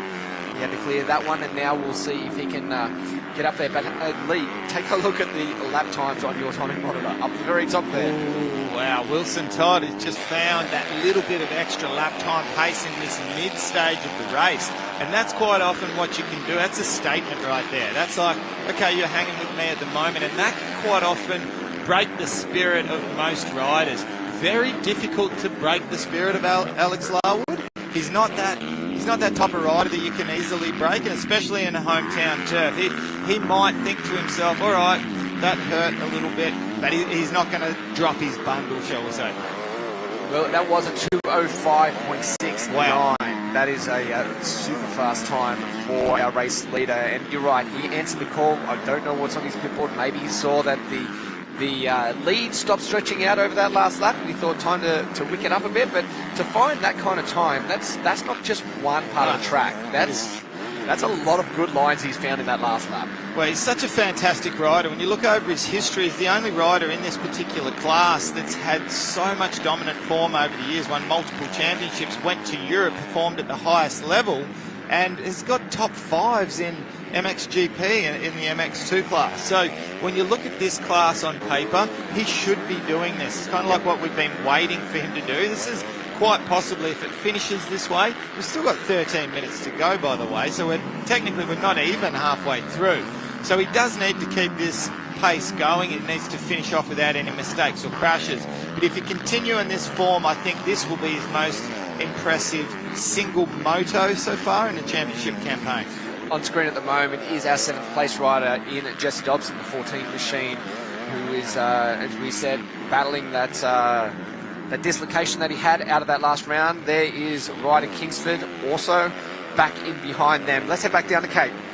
Yeah, I've got Mark Sladdick here, the mechanic for Wilson Todd. You're just filling out that board right there, but he has found some unbelievable speed. Where is this coming from? Is he loving this track? I think he is. He's really liking it. The fact that there's big braking bumps and he just accelerates through instead of actually braking for him. And do you think the experience that he's had overseas is helping him at a track like this? Yeah, most definitely. The sort of thing. So they're a lot rougher and technical sort of thing where a lot of guys will sort of get a bit scared where today he's showing it, he's not. Good stuff. Thanks, Mark. Back to you, boys. Kingsford there just diving into that turn. And on your point just before, Lee, about at this point of the race, you really need to be a bit more gentle and get into that flow rather than blasting them turns. It can slow you down quite considerably, lose some time. We did see also Dylan Wills just in the back of Kingsford as well. Up in front of them was Liam Andrews. We haven't even mentioned him because we haven't seen him on screen, but another great ride by the 32 machine on the Honda. Yeah, exactly, and there was a couple of riders that I was about to mention as well that you just touched on, Hammy, is that we haven't really spoken too much about Jesse Dobson, Ryder Kingsford, and of course our second fastest qualifier, Noah Ferguson's only just managed to sneak up into the top 10. So a few names that haven't really had too much TV time and had us talking about them too much at the moment because they haven't been up near that pointy end of the field. But Wilson Todd continues to lead on the Honda HRC machine, doing exactly what we've seen him do for basically every single race so far this series. Alex Larwood back there in 3rd place on the Yamaha machine, 13 seconds back. Reese Budd, last lap or a lap and a half ago, was 4 seconds back, now finds himself 6 seconds back. Haruki Yokoyama still in his best race of the season so far. There is the 21 machine of Kingsford in the bright orange gear. It looks like he is closing in just a little bit on Dobson, and then you'll find another part of the track where Dobson will just stretch it back out again. So it's a bit of a yo-yo between these two at the moment. We've seen such great results out of Kingsford as well so far this year. We do expect him to be up there a little bit closer to the front. Dylan Wills back then behind them on the 64 machine, also trying his hardest to get up there and run those paces. But just look how long those ruts are going into that turn. That Larocco's lead corner is that it's more the straight line ruts than the corner ruts, and we've said it so many times that they're the technical ones. They're the ones where your mind works against you. You come in and you just go, what if I get off balance? I've got all kinds of dramas. Quick glance just then at the 32 machine of Liam Andrews. Very briefly as we go back to our race leader, who is continuing to stretch it out and looks so comfortable, blasting through there. Great. Yes, so smooth. The bike looks like it's working really well. They've got the suspension dialed in. Clearly the motor's working well. I can't remember a start where he hasn't been up in the top two. Making his way, threading the needle through the lap riders, no problem whatsoever. But he looks like a mammoth on that bike. He's a huge rider for a 250. Look forward to seeing him. I really think it's almost time for him to step up to a 450. Yeah, there's a couple of riders that I'd love to see riding the 450 class, deepen up that field just a little bit, and a few more positions for other riders to get into the teams on the MX2 class. But man, he's in fine form at the moment. What was the fastest time we saw in that pole shootout? 2:03. Everyone was doing a 2:04, 2:05. So they're almost running, who was on track before these guys, almost running that 450 pace. And on a deep, sandy track where it really saps out a lot of the power, that's quite a fast time on a 250. That's true, and we speak so often about how the track deteriorates and changes, but quite often on a track like this, when it's got so much moisture in it, you can get it to the point of where nearly all of the corners have no flow because they've got a hook in it or they've been blown out, like we saw when we come off the back of the MX3 class. And then now we watch this, and it seems like the MX2 riders seem to have formed the lines a little bit better in the corner. And just like that, when you fix up a handful of corners and they can carry the kind of corner speed that we're seeing from Wilson Todd, all of a sudden your lap times start dropping right back down again. Yeah, very noticeable on those turns how smooth they are. The arcs have just been made in perfectly at the moment by all of these riders as we see that lead. Well, it's gone down a little bit, not that that's an issue at the moment at 13 seconds, but it was stretched out to nearly 15 a couple of laps ago. So is he just starting to settle in? 7 minutes to go, just ride it to the end and not push it too hard. I think it was an extremely purposeful 2:05 lap time that was done in the middle to break the spirit of Alex Larwood. And then he kept it up. It was still a 2:06, 2:07. And then now he's dropped to a 2:09 as we see 7 minutes to go with a really handy 13-second lead. You can almost be forgiven for going into maintenance mode at the moment. However, you know just as well as I know, Danny, that on a track like this, you can't slow your race pace down too much because all of a sudden your bike starts hitting bumps and lines, etc., at a different angle and a different position to what you're used to. So you can knock it down 5%, but don't knock it down 10%. Yeah, but you're basically going to just bring problems to yourself by slowing down too much. Your mind starts to wander. You're not concentrating on what you're doing. So I'm saying you need to be focused the whole time and keep pushing it. And that's what he looks like he's doing. Back to 14 seconds now over Larwood. He hasn't slowed down too much. It might have just been they got into a few laps riders there. Sets himself up so perfectly really early in the turns as well. He doesn't just dive in there, push in, brake hard and find that middle part of the corner where he just stops. It's a perfect setup from very early on. And also he's one of the most agile riders as far as his upper body goes. If you watch how much he moves all over the bike, and I don't just mean forwards and backwards, I mean side to side. The side to side movement of the upper body is what keeps the bike so balanced and nice and straight in those ruts. And he's just got, I guess that would come from so much European experience. Imagine the type of ruts they have to deal with over there. There is Reece Budd. Looks like a bit of a lonely ride at the moment back there in third place. This is a great result for him. He's had some really good performances this year so far. Maybe struggled a little bit at the start, but then started to really pick it up, and this will be another one to put to the championship for good points as he goes across the finish line again on that Yamaha. He's just such a hard worker, Reece Budd. He trains so hard on and off the bike. You see him with his top off, he's just ripped. The one thing that I would say, if you had to pick a flaw in previous years, is the fact that because he's so strong and he trains so hard, tries to show that bike who's boss and muscle it around, whereas if he could take just a tiny little bit of that finesse from Wilson Todd and loosen up just a little bit from the hips up, I think that would go a long way towards stopping that occasional tightening up that he gets in the upper body. If he's not vibing with the track, sometimes can pump up a little bit, but we're seeing that less and less from the Reece Budd that we used to see as a junior. Through the left-hand turn here, nicely turned. Just rips a pull on that roll-off system, trying to get some clear vision. That's one thing You know, we walked around the track, and yes, it is nice and sandy, but at the same time, this dirt can be a bit sticky as well. You see the bikes come in, and it's quite covered the roost from the riders in front of you, even the lapped riders. It's definitely going to test out those goggles to make sure you got clear vision the entire race. So, oh, Haruki Yokoyama, bottom of screen just there. He had two wheels at two different ruts on that jump. That was a close one. On screen at the moment, Alex Larwood doing a fantastic job there in second place. And with the unfortunate news, if you're just tuning in, we have lost in the early stages of this race with a mammoth crash from Serco Yamaha's Bailey Melkowitz, the number 11 machine. Looks to have done a little bit of knee damage, but we will try to keep you updated with anything moving forwards from here.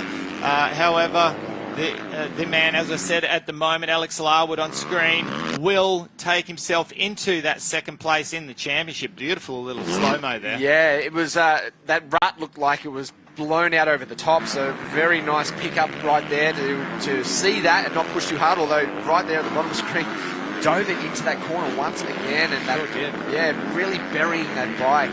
And that's the difference between our Wilson Todd at the front, where we're not seeing that. It's just floating around the track. Yep, tiptoeing around, what we call being light on your feet. And of course, we're not even talking about our feet, we're talking about our tyres.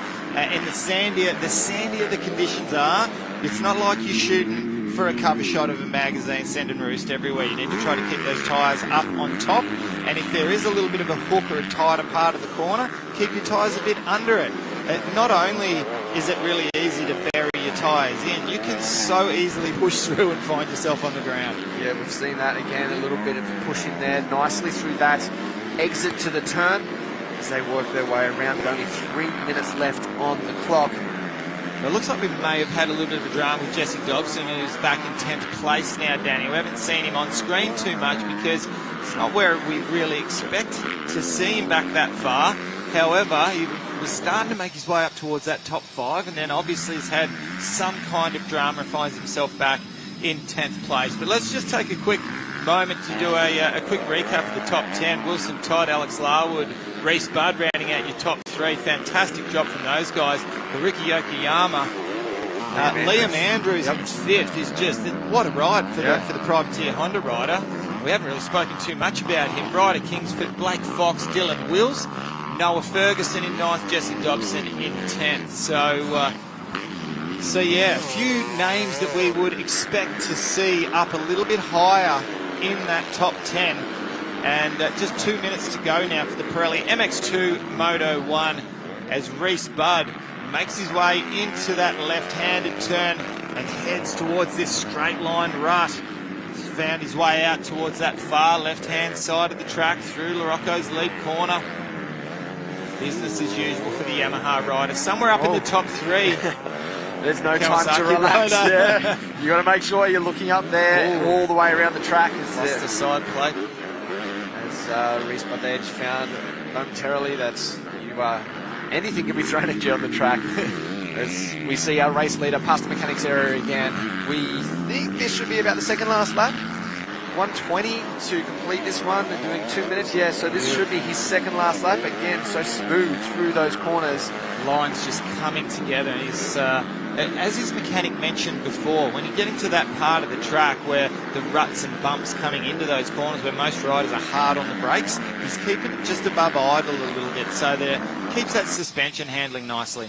It was a perfect example of what we were saying just a moment ago about trying to turn underneath those ruts where you need to, so you don't dive into it. That back wheel just sliding through that corner and only just touching the cushion of that berm as they went through that right-hander just moments ago. Up and over the little step up towards the back part of the track is our race leader, and you can see a great viewing area for all of our spectators here.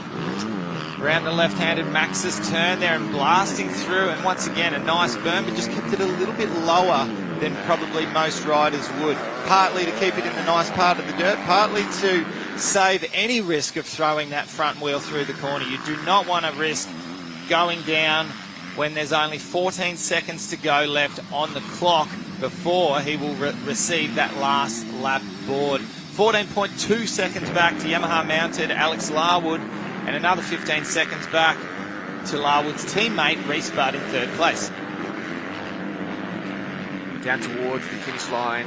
We'll receive the last lap board this time. What a way to start the campaign today here at Gilman, round 4. There is the last lap board, and only a few more lap riders to negotiate through. With a 14.2 second lead, you couldn't sit in a probably a better comfy lead going into your last lap. You'll certainly be able to take your time and make sure there is no mistakes. As he works his way back towards the mechanics area, who will be giving his final lap board and put another lap down on this Honda rider as they go past. Well, the pace being well and truly controlled at the head of the pack by Wilson Todd with a 2:10.2. And just 1 second being shaved off that lap by Alex Larwood, who continues to put in very consistent times through this last part of the race. So, like we said, very difficult to break the spirit of Alex Larwood. He's got a heart like a horse, and he will keep charging right the way through. And I don't mean the type of horse that Ryan Alexanderson hit during practice. Around the right-hander through these very difficult rolling whoops, and you can see just how much they're starting to cup out and square edge through there, as his high shot shows perfectly how tough they are to get through. The Honda Beautiful rider. line there. Oh yeah, right up the left-hand side, missed all of those bumps. Fantastic. Searching around, you know, and this is the real key here, isn't it? It's being able to find, and as you said, put those lines together, link them together. They need to all flow into one another. You could be all over the track and really searching hard, but you've got to put them all together to keep that momentum going. Beautiful right-handed jump here. Nice little scrub up and over that Alpine Stars tabletop. And he will make his way towards that finish line. Not far to go now for the Honda HRC rider. Carrying the red plate on the red bike. Number 20 has not put a foot wrong this year. Straight line ruts into this right-hand turn. The long legs of Wilson Todd with a little bit of a foot dab there as he makes his way around the easy left-handed turn. Down towards the finish line. What a way to start the day. The 20 rider HRC Honda of Wilson Todd will come across and take the win for moto number 1 of the Pirelli MX2 here at Gilman, and stretch out that lead in the championship even further. What a way to start the day, and a great ride here by Reese Budd, also back there in 3rd place. Alex Larwood just about to make his way across the line there. He finished off with a 2:12, so just dropped back a couple of seconds there, but either way, fantastic ride there, and he'll be okay. We've mentioned it many times, Danny, that as second place in Moto 1, you come up with the goods in Moto 2. It doesn't matter what happens. You get the win, you have got the overall. So Alex Larwood is still putting himself into a fantastic position for a potential overall win here today at his home track, his home round of the series. But I tell you what, it will be a brave man to bet against Wilson Todd in the kind of form he is in at the moment. Reese Budd back there in 3rd place. Haruki Yokoyama holds on to 4th place. And what a fantastic ride for the Ride Red Privateer Honda rider of Liam Andrews in 5th place. Yeah, fantastic. Absolutely up there, really pushing it hard. He's had to make quite a few passes. There is Blake Fox, who has dropped back a little bit further than I was expecting. He was the one that when I was looking for him in 5th place and I saw Liam Andrews, I was like, what's going on here? There was someone there, but we've lost him, and it was Blake. However, you've got to take the positives from that for Blake Fox moving forwards into Moto number 2. Let's take a quick look at the results for the MX2. Moto number 1 with thanks to Pirelli. Wilson Todd with a sensational victory. Alex Larwood in 2nd place. Reese Budd, Haruki Yokoyama, Liam Andrews rounding out the top 5. Ryder Kingsford, Dylan Wills, Ferguson, Fox and Dobson round out the 10. Let's head down to Kate, though, who has our winner. Wilson Todd of HRC. Wow, that looked light, smooth and in control. Talk us through your race. Yeah, it's pretty good. Nearly picked up the 150, but I think the young Kelly just quite got me there. But yeah, managed to move in to lead 2nd corner and led it from there. I was pretty happy with that. Like you said, nice and smooth, and there's a bit of fun out there. Yeah, you look like you're having a good time. Yeah, it's probably the best moto I've had maybe this year, comfort-wise. Well, you're dangerous going into Moto 2, so good luck. Yeah, thank you. Well, congratulations, Wilson Todd. You called it. We called it in the box as well. That was your standout moto of the year so far. Let's take a quick look at the Honda highlights of moto number 1 of the Pirelli MX2. And Haruki Yokoyama it was on the Empire Kawasaki, biffing it in. I tell you what, for such a flawless race by Wilson Todd, it almost came unstuck on that start. Wheel standing almost into Haruki Yokoyama. Well, he was on a mission. I think he was prepared to just go, you know what, I'm not having this little safety blanket here. I'm going to get amongst it. Riders have fought their way through the opening laps and trying to figure out exactly where the track goes, and the new lines, that was Cosworth, I think, that was off track. That was the huge crash by Malkowitz. So we'll try to find out exactly what's going on with him and if we will see him again. I guess the positive out of that is that we did see him assisted walking away, which is a good sign, but certainly going to be in some pain.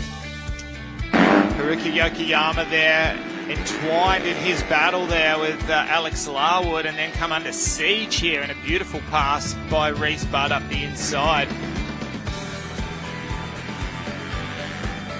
Great passes through the entire field as they all battled it out.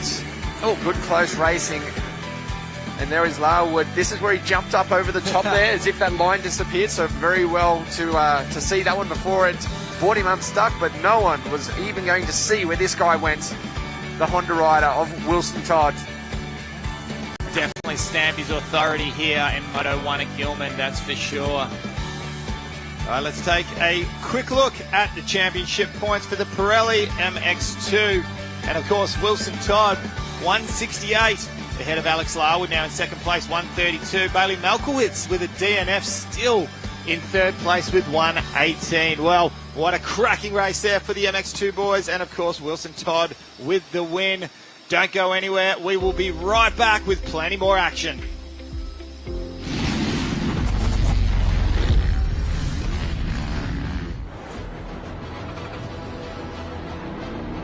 Carving through twisties. Nailing the perfect landing. Leaning into every corner. Losing yourself on the open road.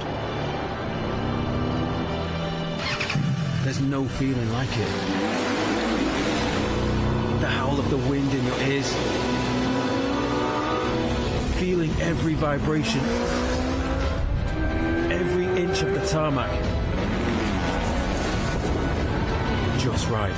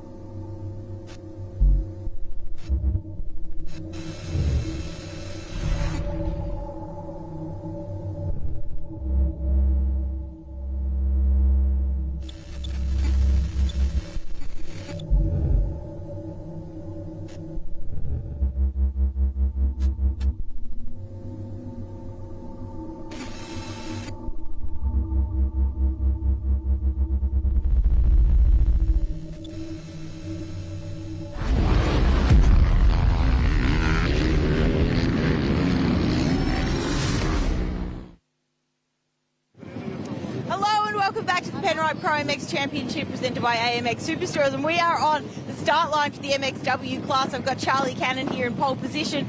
Charlie, how are you thinking to approach this start? Because you've chosen quite a different gate to the rest of the race. Yeah, I chose gate one as to try and just get the inside jump, and hopefully I think it's closer to the first corner. So. Yeah, excellent stuff. Okay, good luck out there. We've also got Emma Milicevic on. You got P2 in qualifying. You got a new race bike though. Yeah, it's really good. I like the new race bike. It took a little bit up to impact it. I've had to change a few things I was doing. So feeling comfy on it now. I'm ready to go for race one. So it should be really good. Yeah, okay, excellent stuff. Well, the sun is shining. Good luck out there. Thanks, boys.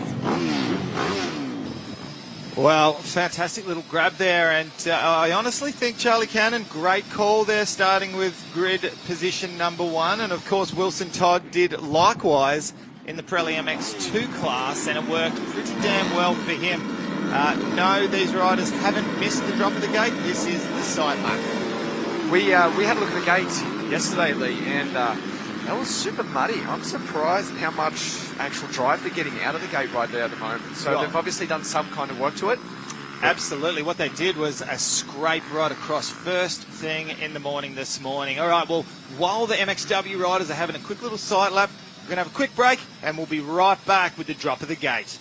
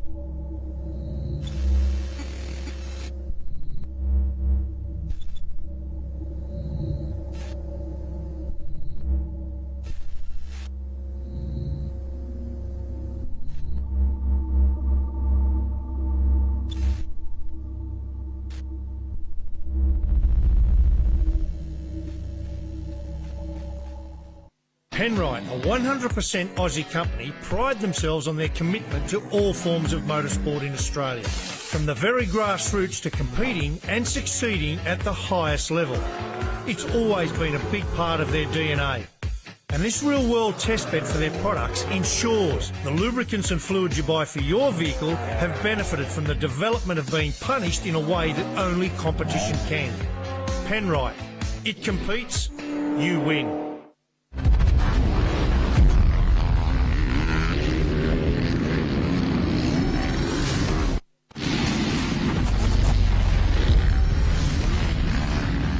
Penrite, a 100% Aussie company, pride themselves on their commitment to all forms of motorsport in Australia, from the very grassroots to competing and succeeding at the highest level. It's always been a big part of their DNA. And this real-world testbed for their products ensures the lubricants and fluids you buy for your vehicle have benefited from the development of being punished in a way that only competition can. Penrite, it competes, you win.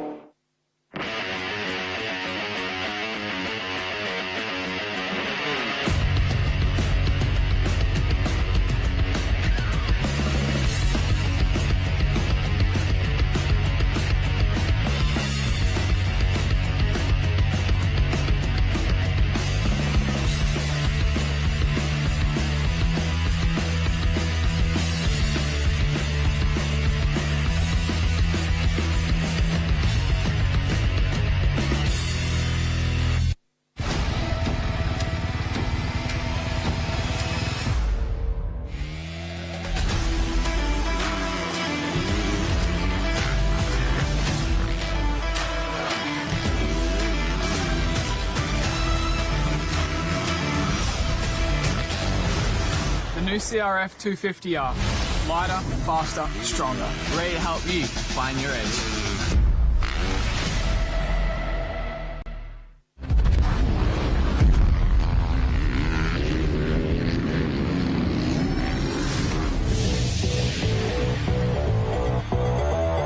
This week's Michelin Track Preview is all about speed, and it starts right here on the start itself.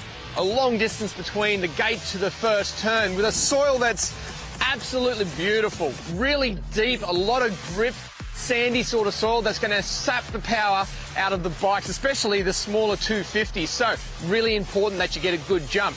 Really wide first turn as well. It's going to offer a lot of room for the riders to make their way through this corner and hustle for position as they go through. And as they move around here, we're presented with even more fast, long straights. Down to the second turn, as you can see right behind me, it goes into that right-hander. Again, still nice and wide, but you can see it there starting to funnel in. Third straight, again, really long, very fast. And again, if you don't get yourself positioned perfectly early on in that gate drop, you are going to be paying the price as they move down through that straight, and you're going to have a hard day ahead of you. The Gilman motocross track has been a regular fixture on the national calendar for decades now. And while the track itself has changed many times over the years, the one thing that consistently remains the same is the quality of the dirt and how tacky and loamy it gets here when it's prepared properly. But in recent years, a new addition right behind me is this jump up to an elevated part of the track where riders will launch their way up, they'll tackle a corner, a couple of jumps before launching back down again into the lower parts of the track. Now the big difference up here is the different quality of the soil, and it's a heck of a lot more clay base, as we can see. So up the top, we're going to see a lot more in the rut department. We're going to see shorter and sharper bumps, and also, if the skies open up, this elevated section is not going to deal with the rain anywhere near as good as this sandy base down here. The MRA Club has put a huge effort into this track, and it's presented us with such a fantastic surface, but it doesn't take too much to find a few little hidden gems around the track as well, which could play into it later on in the day. Flat tyres could become an issue. And where I'm walking at the moment is probably the trickiest, hardest part on the track. We're at a set of rolling whoops that span around this turn right here.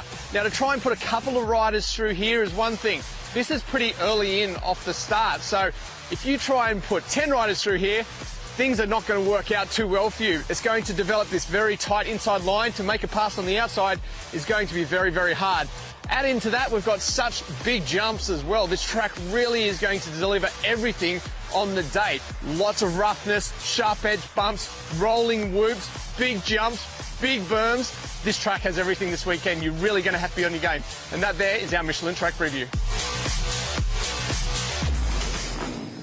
Well, doesn't the track look fantastic, Danny? They've done exceptionally well job here, that's for sure. All right, let's quickly go down to Kate.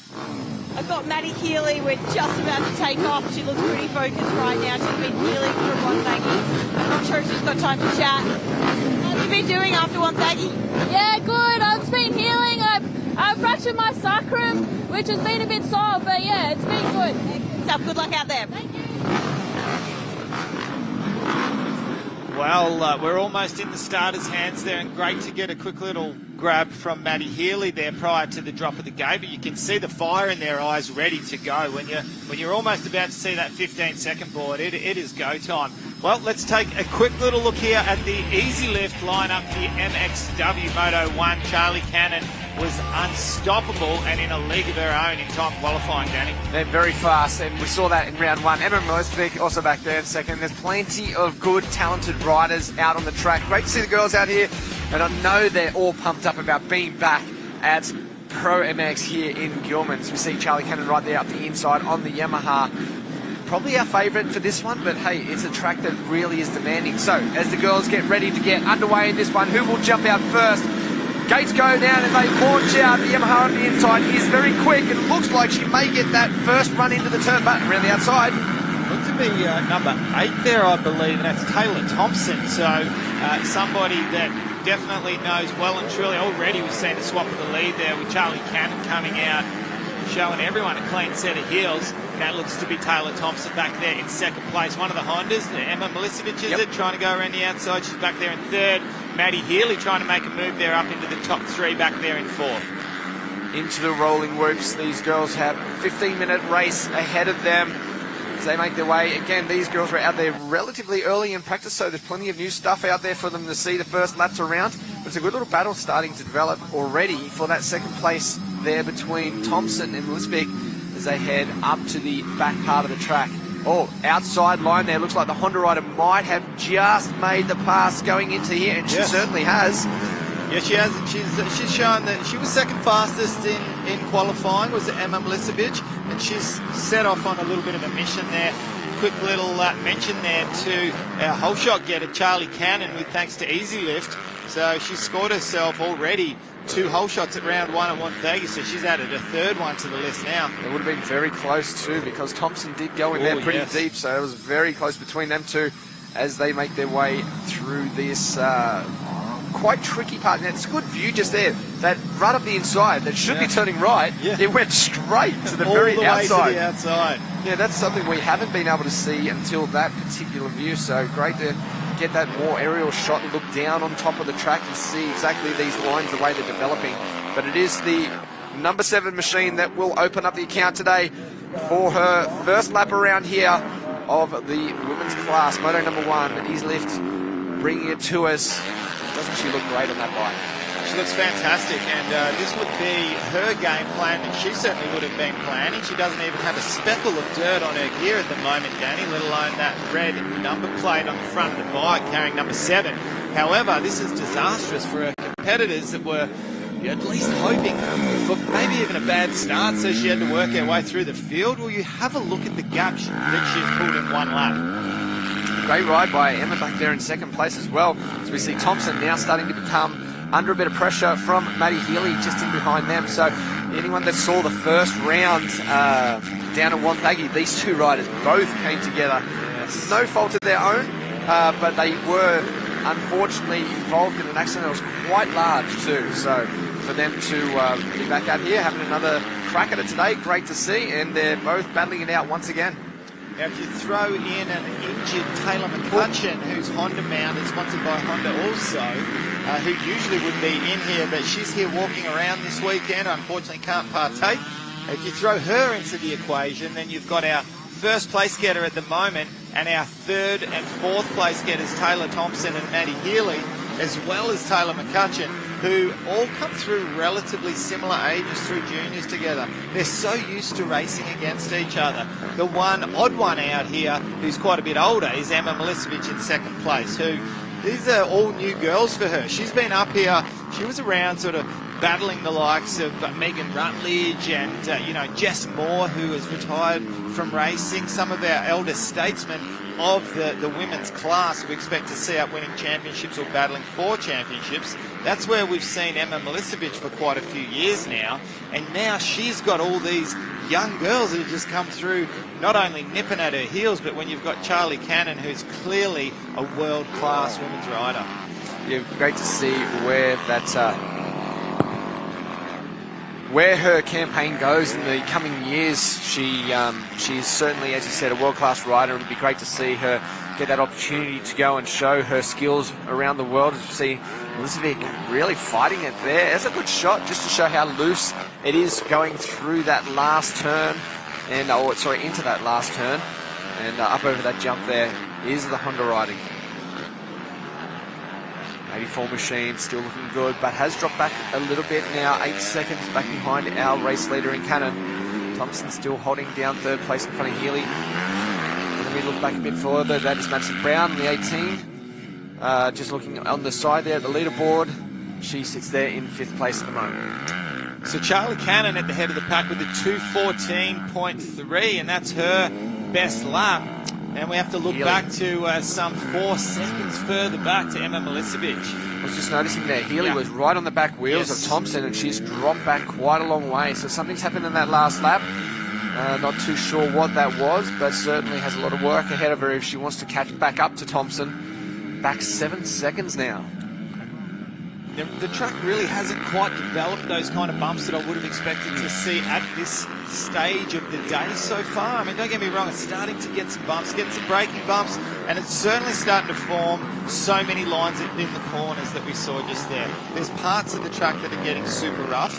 That was nice close. Little moment there, but no problem. Just wedged that right elbow down and gave her the berries, and next thing, everything was sweet. So great to see that kind of aggression from Charlie Cannon out there as she continues to stretch out the lead. Only just a a handful of laps into this race here. With still 9 minutes to go on the clock, and she's got over 10 seconds gap over Emma Milicevic back there in second place. Taylor Thompson there, further 12 seconds back. So we really do have a bit of separation between our top three here. And not too many battles going on other than Maddie Brown. They're all over the back of Maddie Healy at the moment, the two Honda riders. And just going back to what you were saying about the track and the way it's developing, yeah, I agree. I expected it to be a little bit rougher by now. I truly thought with the way it was when we were walking around that we would have started seeing quite big bumps happening at the moment. And yeah, as you said, don't get us wrong, they are certainly developing, but it's just not exactly where we thought it would be by this point of the day. Plenty of racing still to go, a lot of laps to go around here, some big bikes still to come back out on track and create even bigger bumps. And these girls are actually going to be last on track, so they are going to feel the worst of it for their second moto as well. Yeah, it's such a huge gap between their first and second moto, isn't there, Danny? Now, just a quick little update on Charlie Cannon. We've mentioned so much about her. This, of course, being round 4 of the ProMX Championships, but in effect, it's only round 2 for the women, for the girls who came out at round 1 at Wonthaggi. They got their 2 races done. They find themselves back here at round 4 of the championship for their second round. Now, in the middle there, and quite fortunate for Charlie Cannon that there was such a decent break, because she broke her ankle while trying to participate against the boys up at the Mackay round. So she's back. She wasn't hobbling around, but that foot, she's still feeling it just a little bit. But watching her at the moment, there's no signs at all to show that she's still suffering from any form of injury at the moment. No. We did see briefly Taylor Thompson on that number 8 machine. She was still running there in third place, 16 seconds back from Smith back there in second, and still quite a lead over Healy, who has closed back in just a little bit. That was out at 9 seconds, so Healy down to 6 now back there in fourth place, so they may come together again before this race is done. But Thompson, another one of those riders that has a lot of talent on a bike, and expect big things out of her in the future as well. Yeah, well, Maddie Healy and, of course, her nemesis, Maddie Brown, the two Maddies, they tend to find each other on the track a lot of the time. And, you know, like I said, it's the slightly older, almost veteran of the women's class. Maddie Brown has been there for a long time, does exceptionally well.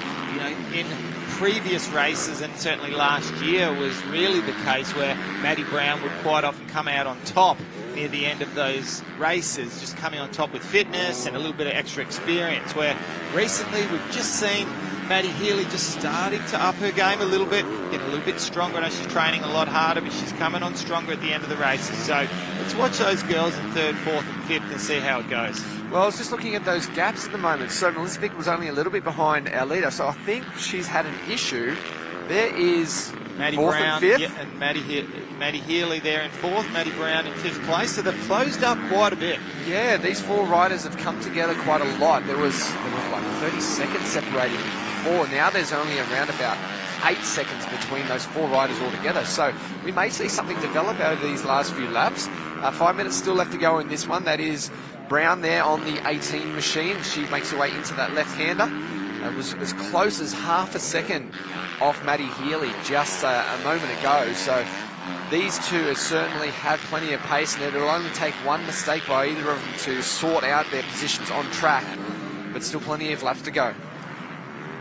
You know, and once again, you know, it's Yamaha and Honda with both. Oh, a very big kick there unexpectedly from Maddie Healy, and almost handing over that 4th spot. She's not careful here. There we go. That's all that Maddie Brown needed, was an invite up the inside. What a battle. We've got a nice ding-dong battle here, and swapped once again. Maddie Healy with the pass back on Maddie Brown. Quick little pull of the roll-off straight across.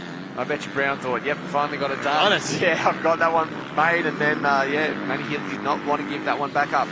So she still maintains that 4th place at the moment. They have dropped back a little bit now from Thompson, and it looks like Thompson has fallen back a little bit again from Milicevic. So a mistake there by Milicevic, I'm almost certain, pulled her back towards Thompson. It was down as low as 1.9 seconds, back to 5.6 now. So 4 minutes 26 on the clock, left to go here for the Easy Lift MXW Moto 1, and Charlie Cannon has well and truly got control of this race, number 1. as she did with 2 humongous wins at round 1 at Wonthaggi.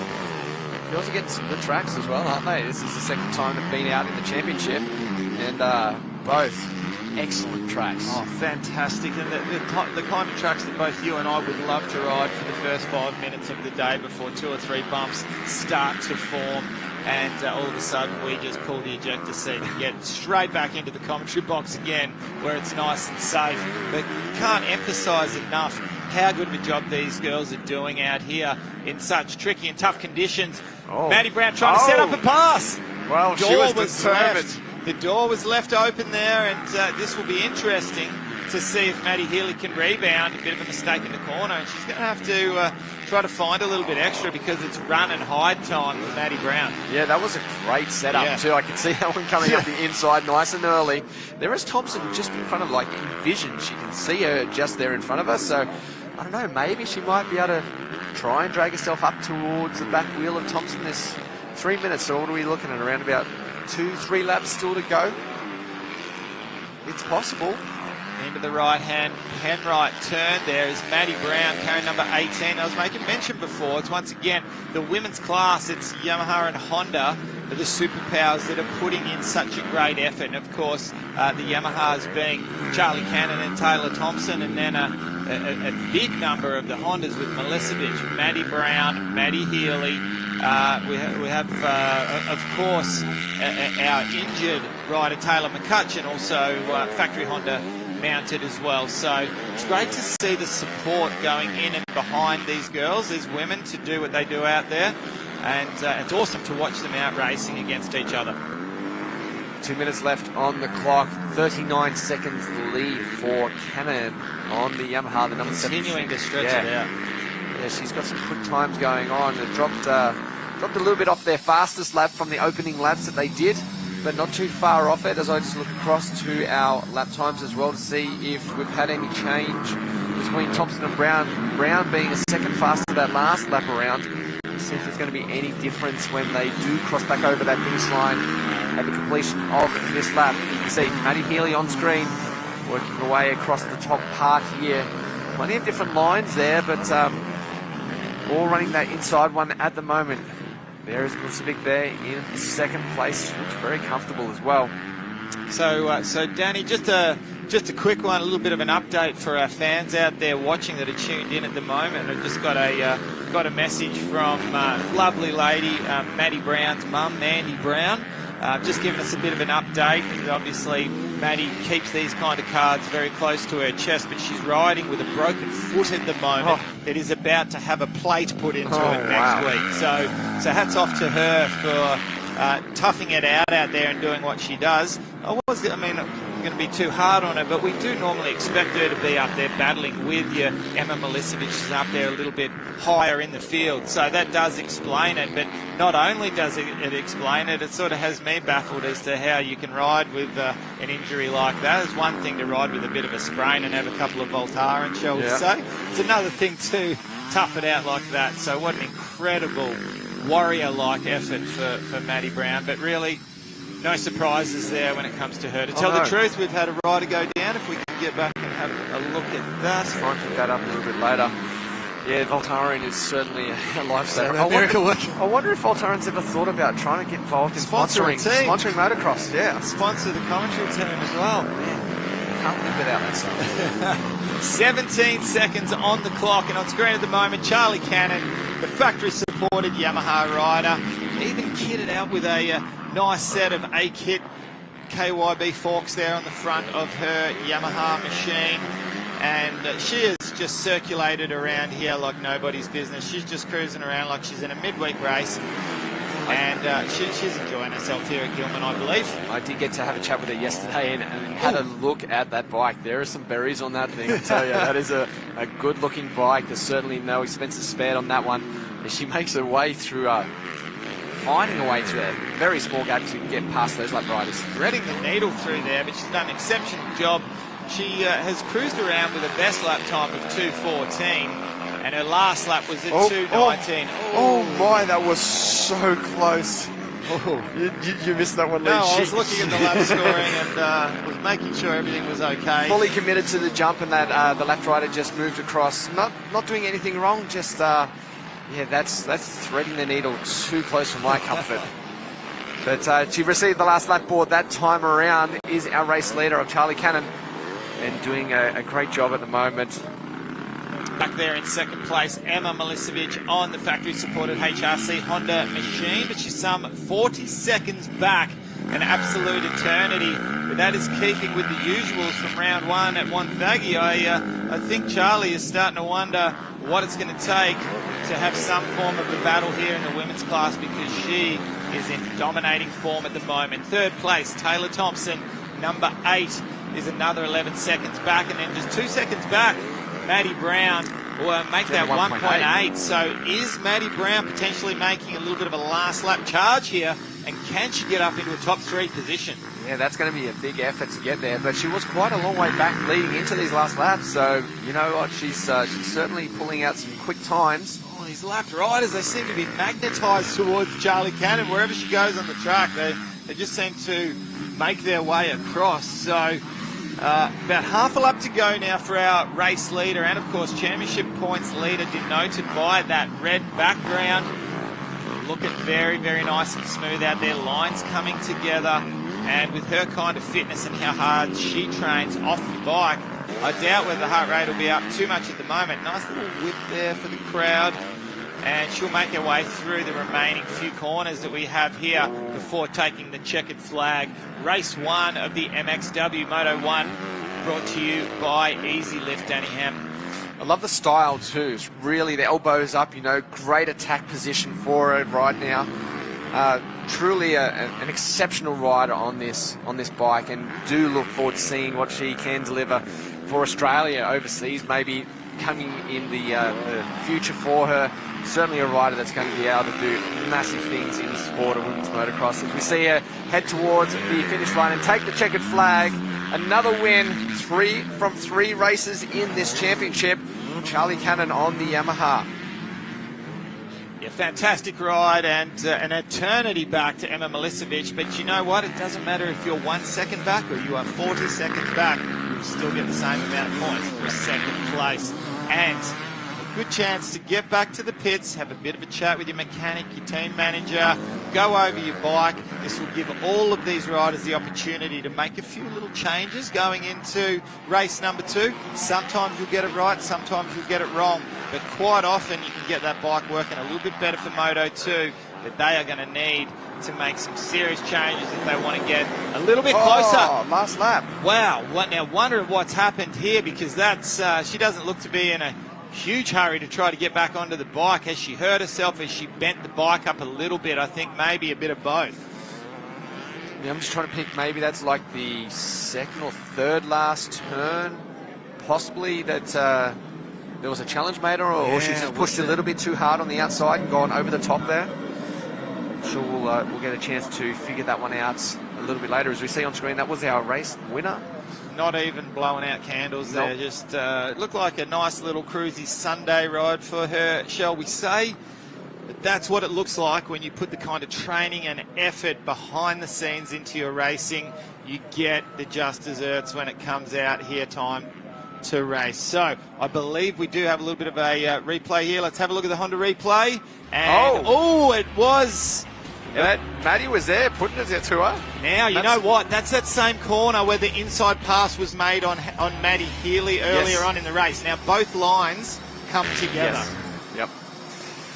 Interesting. We will see how that one plays out as we get a fantastic overview of the track and the amount of work that goes in between these two races. It doesn't take long for a berm to get pushed up in the inside here of this turn. Look at that chocolate cake just getting pushed around, and the skid steers doing their thing. Got the track skid steers there just in case a little bit too much mud going on. We don't want the wheels. So great. I think before that prior race, having a little bit of a walk around, we had 3 or 4 skid steers out there doing their thing. All right, on that note, let's quickly go down to Kate, who is with our race winner. Charlie Cannon from Yamalube Yamaha. My gosh, what a dominating performance. You're coming off an injury, but you got the whole shot and you just ran away with it. Talk us through your race. Yeah, I got a pretty good start, and then I tried to put down some fast laps at the start to get a bit of a gap, and then once I got a decent gap, I just rode my race and just, tried to tick every box. That was it. You were gone. Yeah, I was riding out there. It was fun. The track got it's getting really gnarly, so you just got to be careful. Yeah, well, congratulations. More points for your amazing championship campaign. Yeah, thank you so much. Thanks. Well, it's all about Charlie Cannon at the moment. The Yamaha factory-supported rider has taken another win. Make that 3 from 3 moto wins so far in the championship. Brought to you by Easy Light. First place, Charlie Cannon. Second place, Emma Milicevic. Third place, Maddie Brown with a last lap pass, Danny Ham and Madison Healy. Fourth place. Taylor Thompson did come across in 4th, 5th after she got back up and going. And the rest of the girls, Danielle Foot also back there. Natalia Drew, I should say, also back there. Plenty of girls on the track getting some great experience. An experience that a lot of the times they probably don't get a chance to with such a big event, huge, line, bumps, everything within the track. Great for these girls to be out there and experience all of this. Well, what a fantastic race that was. And, of course, huge thank you to Easy Lift for bringing us the women's event. Well, thanks for joining us for the first half of the day in our live stream. We're going to have a quick little break, but make sure you don't go anywhere when we come back. 1 p.m. we go live with SBS and Stan. Make sure you tune in.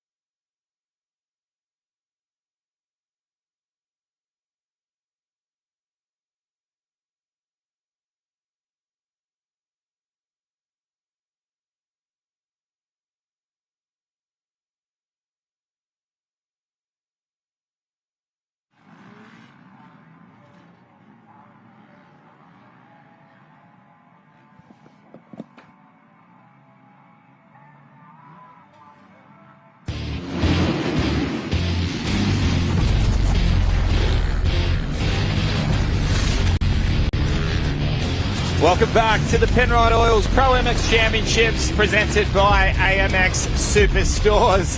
We are ready to rock and roll here for the final race of the day. Danny Ham, MXW Moto 2. Yeah, these girls have had quite a bit of time since they were out last on the track. So plenty of things have changed since they saw it. They've just been out for their sighting lap to have a quick look and see what it's all about. It's going to be a tough race for them, no doubt. It sure will. The track's going to be exceptionally tough, and we've already seen a rider going down here just in the sight lap, which is what you don't want to be doing, that is for sure. Plenty of things have changed. So the girls have got another big race ahead of them. It's going to be quite the challenge to get through this one at the end of the day. Of course, anyone that rides the track last at the end of the day is going to cop the worst of it as far as roughness and deterioration of the track. We've been very fortunate today that we haven't had any rain, which was expected to be in by around about now. And after yesterday with the rain that we did have, we've been very fortunate that it wasn't just a mud race as well. And they've done an exceptional job here at the MRA Club to get this thing as beautiful as it has been for us today. Yeah, and as far as the race draw goes, they've kind of drawn the short straw, haven't they? Yes. In a sense that they were the first race up at the start of the day, and now they're the last race. So everyone else has managed to have their first and second race in between these two. So you couldn't really get more of a polar opposite track, from the smoothest you could imagine to the roughest right now. And of course, the final lap of the MX1 class just having completed their last moto. So it'll be interesting to see if things continue how they did in Moto 1 with a dominant ride from Charlie Cannon, who nobody really seems to be in the same league as her at the moment. She's chosen once again to go grid number 1, which I believe when you're in this kind of form, I think that's a good choice. And it'll be interesting to see if any of the other riders, and there's a very pumped up and aggressive, have a look at the look on the face for Emma Milicevic there, who she wants to do everything she can. She needs to at least throw a hook under the back of Charlie Cannon and try to get a toe. We saw a couple of good battles all the way through this field too, the last time they were out on track, so we expect to see something pretty good again as the girls start to get ready for their final race of the day.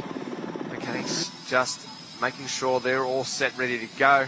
Good field too here for the girls. Plenty of the riders out there experiencing, some of these girls experiencing a track like this at this level for the first time, I'm sure. Yeah, it's going to be very, very tough. But anyway, do what they have to do, and this is their chance to shine and put themselves under the spotlight for everyone in the industry here that's on hand to watch. And such a fantastic thing to have the MXW included. This is an actual national championship that they are competing for, even though we are here at round number 4 of the ProMX Championship. This is round number 2 for the women's. Round number 1 was, of course, at Wonthaggi as we kicked off the series. A couple of riders just a little bit slow to get back to the start line from their sight lap, but with no problems with that. They are in the starters' hands now with 15-second board going up. We are just about to get this one underway. Of course, we saw such a great start by Charlie Cannon up the inside out of Moto number 1. Will she do it again in this one? She is perfectly positioned. The Honda riders just her outside will try to do their best to upset that great launch, but again, what a start. One of the best starts we've seen all year. No one was even close to Charlie going into the first turn. Yamaha rider gone down there. We'll try to pick up her number as she comes through. Bit of a mistake there from Emma Milicevic. She just, like I said, all she cares about is trying to latch on and see if she can keep up with Charlie just for a little bit. Yeah, that's what you need to do. See what the other riders are doing different to what you are and try and benefit from that and change the way you're either riding or your lines. As we look to that Easy Lift Whole Shot Award, of course, going to Charlie Cannon after that beautiful launch out of the gate. It was a superb launch. Like, I don't think we could do much better than that. That was great. Absolutely. I'll back you in on that one, Danny, for sure. Charlie Cannon up the inside there. Completely different lines there. I think if you're in Emma Milicevic's position at the moment, what I would be doing is perhaps trying to latch on to her exact lines. She's clearly got some good lines and doing something good. So if you're trying to get a toe from the fastest girl, shall we say, because she's literally just hopped up from juniors in the country. I'd be slotting straight into wherever her wheels are on the track. When she gets on the gas, you get on the gas. At least try to stick with her for a little while. And to her credit, that's what she's doing. Yeah, well, this is the first challenge we've seen, really, for Charlie Cannon at the moment. So and she's not out in a good spot in the corner. Emma Milicevic is in the correct spot. Oh, tag in the back wheel there. That was, without a doubt, that's not where you want to be at Charlie Cannon's line there. That was Dean Ferris's line that led off the side of the track. And Emma Milicevic, unfortunately, with the tag of the back wheel, hopefully that isn't like a whip cracking onto the back of Charlie Cannon, and that's going to be enough for her to run off into the distance. Well, she's a little unsettled, was Milicevic, going into that corner, and it just played out for the rest of it. The line was there, the idea was perfect, it just didn't quite come out the right way. But she hasn't got back too far, 2.4 seconds. And with the way she closed in on her on that first lap, it was very fast. So they realistically should be able to do that again. But we'll have to wait and see if that has unsettled her at all, or if, as you said, that was all that Charlie Cannon needed to get going. Big gap. There's that gap already. It's so hard to claw it back, especially after a little, it wasn't really a mistake, but that little incident there. The two Maddies once again going at it. You can always find them together on the track doing their thing. Maddie Healy this time though starting behind Madison Brown. It was the other way around in moto number 1. Brown had to make the pass. And now Danny, just trying to pick up here and see if we've got Taylor Thompson out there on the track who came together with Maddie Brown. Correct, yeah. And can't see her, so I'm wondering if she received some kind of injury from that contact or that crash in Moto 1. We already know, we've mentioned earlier on, Maddie Brown will be heading in for surgery and a plate being put into her foot from a previous injury, so she's out there toughing it out at the moment, and Maddie Healy out there trying her best to try to throw a spanner in the works. Up to the higher part of the track. 11 minutes to go in this race. That back end stepping out that time for Brown on the 18 machine, that Honda. She goes through those braking bumps. Nice line around the outside there. A little bit conservative, I think, for Maddie Healy that time around, just up the inside. Nice line up the inside there, though. I think what the girls potentially trying to do, they know they really don't want to be tackling the deepest of these bumps throughout the whole moto. So I think they're trying to get a little creative.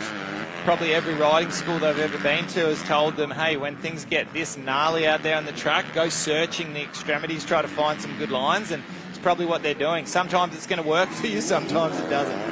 It was a pretty hard mistake there by Brown going through that corner. It's allowed Maddie Healy to get right there again onto the inside. We'll see a challenge come from Healy as they drop towards this finish line. And it's hard sometimes, Lee, you know yourself, to try and find those lines. You search around, there's only so much you can see each time you do a lap, and you know, there's 8-9 different lines in a corner sometimes. It's hard to find the exact one that's going to work for you. It's a little bit of trial and error sometimes. Yeah, and that's exactly right. It's a privilege to get a sight lap to go and have a little bit of a look. However, you can't stop for 5 minutes in each corner, put your bike down and have a walk through and pick your lines, can you? And quite often, people don't even use the sight lap for what it's meant for trying to pick some good lines. So, yeah, you're exactly right.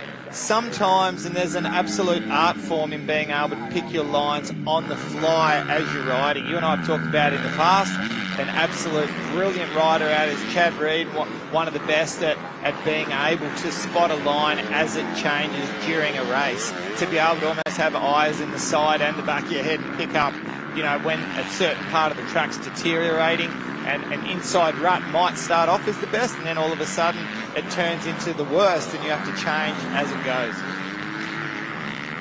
Healy's bike looking very good as it goes through the bumps. As we take a look back at our race leader, who has stretched that out to 7.4 seconds over that last lap, and that was her quickest lap of this race. I don't want to be rude, Danny, but just watching Charlie, it just looks like we're watching a rider that's at a different pace. And I think possibly when we were watching her at the start of the race and we were used to seeing her, and it's gone back to some of the other girls, it kind of made them look like they were struggling just a little bit with form. And I think that just goes to highlight that we have a very special girl on our hands here that could quite potentially be flying the flag for Australia on a world-class level at some stage in the future. I don't know how many years it will be, but at 16 to be doing what she's doing to the rest of the country, this is phenomenal. Yeah, no, this is a girl that has a bright future, no doubt, and we do expect that she will be able to chase her dreams down, especially for some overseas international rides. I'm sure that Europe. Yeah, Europe is exactly what she said she wanted to do. Yeah, I think she'll have no problems at all getting over there, and especially with this kind of form that she's got and showing us right now. Back on screen with Maddie Healy at the moment, riding for Shepparton Motorcycles on board the Honda CRF 250R, and trying to pick up where she seems to. Yeah, she's dropped off. That is a very important jump right there, just prior to the finish line, Danny. And if you don't commit to that and stick the lander, you end up landing on the face, and it's something that, it can cost you a lot of time. If you're doing that lap in, lap out, you really need to clean that line up just a little bit. But she's lost the back of Maddie Brown ever so slightly, and if we have a look at the intervals, we've got Charlie Cannon at the head of the pack, 9.2 seconds back to Emma Milicevic. Maddie Brown there's a further 15 seconds back, and then just 3.7, so almost 4 seconds back to Maddie Healy there in 4th place. Right, let's quickly go down to Kate Peck. Sorry, back up there with Maddie Healy, still on screen now, and she's trying her best, Danny Ham, just to see if she can regain that ground that she lost on Maddie Brown. To add on to the point you made a moment ago about jumping onto the face of that jump, not only does it slow you down, but it wears you out.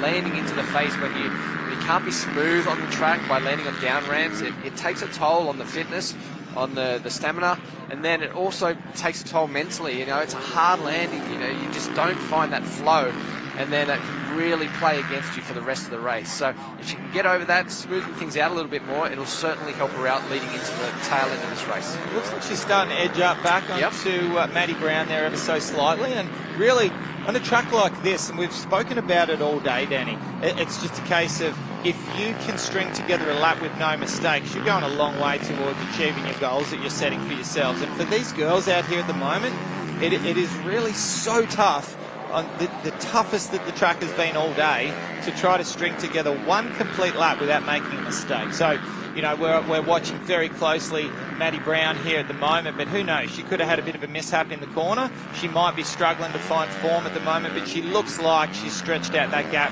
just a little bit over Maddie Healy once again now. The timing is showing 2.4, however, I think it's gone back out just a little bit. 6 minutes left in this one. 10 seconds is the difference between our lead rider and second place, which hasn't stretched out too much more. I think that Milicevic has started to find a bit of a groove. Charlie Cannon, now that she does have that lead, might have just backed it down a little bit, trying to be conservative to close out this race. Again, considering how rough and beat up this track is at the moment, there's certainly, you know, at the start of the day, both you and I, Lee, were going, yep, this is a track that we would like to ride. I don't have the same opinion now. I think I'd be much happier just to sit back and watch everyone else ride it at this point in the day. Exactly. So I think, to your point of Emma Milicevic, I mean, seeing that she's still 10.3 seconds back, I think she must have finally got to the stage of where, hey, you know, 20, 30 second odd gaps between myself and the race winner's not going to cut it. It's not where I want to be at the moment. Now, I'm prepared to risk having a crash if it means that I'm going to keep it somewhere within 10 seconds. As to whether she's going to be able to keep it within 10 seconds, who knows? But I can almost promise you that's her mindset. I don't want to just consistently be second place, but 30 seconds behind someone that's just turned 16. She doesn't want to do that. So I think what we're seeing from her here, and I reckon you could see it in her eyes on the starting line there. I don't know if she's had the pep talk from Uribe or from her dad, or whether she's just self-motivated enough herself to go and do it, which I believe she is. Stretched out to 11 seconds now, but she's doing a much better job this race nonetheless. Holly Vanderboer on screen just there on the 9:48. She was just there in front of Samantha McCarthy. We saw on the 111 machine just a moment ago, as we see another rider having a drama on the outside. That's the 4.27 machine. How many times have we seen that, Danny, where the outside berm just leads to nothing? Yes. It's happened a couple of times to Ferris today. It happened to so many other riders where you think you're in a good line and it leads to nowhere. Yeah, unfortunately, that was the 4.27 of Naomi Finlay, just laying it down there briefly. So she'll be back up and running in no time. As our lead rider makes her way through some of the lap riders at the moment. There's still 3 minutes 45 on the clock to go. And just prior to this section here, we saw the finish line area, and I was just about to say that is how nasty that finish line double is at the moment. That just from the tiniest little mistake from Charlie Cannon coming out of that last corner, and she elected to not even jump onto the top of the landing ramp. She just rolled both of them. So as those takeoff ramps get so many lines in them, as we can see at the moment, there's a lot of ruts and they're starting to form some bumps, and they can kick you all kinds of sideways. If you go sideways off that particular jump, it's not very friendly lander. Just noticing as well, there's still not a speck of dirt on her. Not on her front guard, not on her gear. What a day to go out this. The mechanic doesn't even have to go on the bike. Let's head down to Kate there. I have her mechanic. I have Mike here at Charlie Cannon's mechanic. So, Mike, I guess what we want to understand is why is she so fast in comparison to everyone else? I guess, yeah, like I was saying, she's fresh out of juniors, racing the 15-year-old boys, which really helps her speed and her drive, determination. She trains really hard, treats it like a job, and yeah, I guess as always, she's got that something that not everyone has, and I guess she's lucky in a way. She's got that drive and determination to go on and do big things, hopefully. Big things ahead. Yeah, thank you. Exciting stuff. Thanks, Mike. Thank you. Yes, absolutely. I think the one undeniable fact is the work ethic. You have natural talent, but you can see how hard she works at it. It's also, don't be confused and think it's something that's happened overnight. Obviously have the pleasure of running a factory junior team myself, so I'm always at the track and I see the juniors coming through, and I got to watch her competing against the girls that I had riding for us with the Honda junior team, and just absolutely dominating as she came through.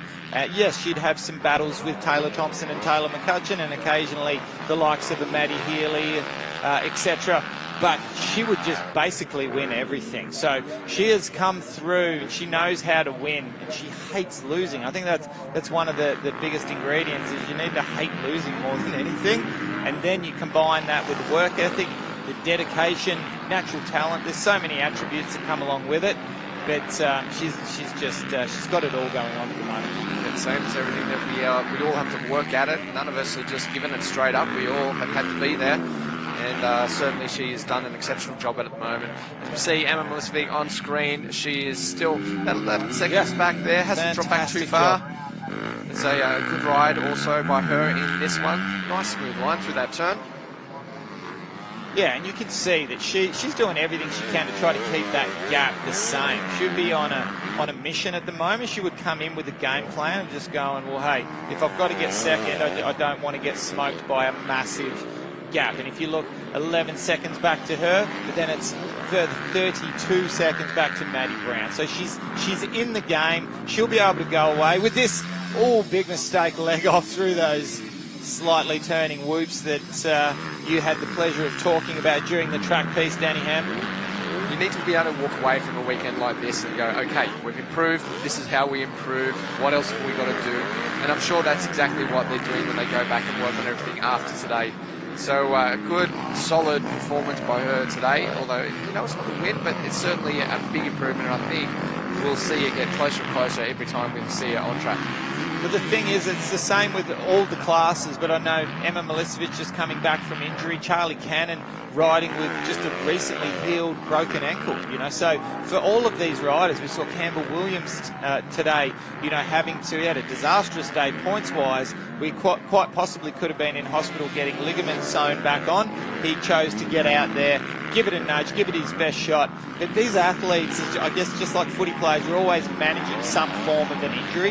And it's such a rare time where you'll rock up on race day and go, you know what, I don't have anything on my whole body that is niggling at me. That was the funny thing after we stopped racing. The norm was to be injured. The unnormal thing and the weird thing was to be normal and healthy and not broken. It's a strange feeling. It's a messed up feeling too. It's the wrong mindset, isn't it, for us? Yeah, well, it's something that I guess you have to get used to as riders. Fantastic job at the moment. 11-second gap. Charlie Cannon managing this lead at the moment, doing a great job. As is Emma Milicevic back there on the Honda HRC machine. 11.4 seconds back, and then further back, 38 seconds to Maddie Brown. Maddie Healy almost 10 seconds back now, so that battle between the two Maddies that we were hoping for, not eventuating at the moment. But tough track conditions here. There's Healy on screen, just making her way around towards, I think that's the to the finish line area. 7:33 machine also getting some time. Holly Keys on screen just there. Of course, all these classes can't happen without the support of all of our riders, the privateers, the factory riders, but of course privateers make up all of our numbers and we do need them out there. So great to see them putting in the effort to get to these races. It's a long travel for some of them, and yeah, certainly big effort by all of them. As we see our race leader, Charlie Cannon, making her way around for the final time today up the top part of the track, which has turned out to be quite a good part of the track, actually. I thought it was going to be a bit muddier, a bit sloppier through that part, but it certainly came up really well. It's been a great addition to the track. And like you said, we can't do this without the support of the women doing their part and entering for the races. We also can't do it without our special sponsors that we need along the way. And of course, Easy Lift being the naming rights sponsor of the MXW class. So huge thanks to Easy Lift. Of course, some of our other major sponsors, Penrite, AMX Superstores. We've got Thor, the naming rights for MX1, Pirelli and Maxxis, the naming rights for MX2 and MX3. So huge thanks to those guys. One more turn to go for Charlie Cannon on the factory-supported Yamaha machine. And she will take the checkered flag and continue her domination. She's got it up to 13-second gap now. But I believe this is the smallest margin that she's won any of her races by.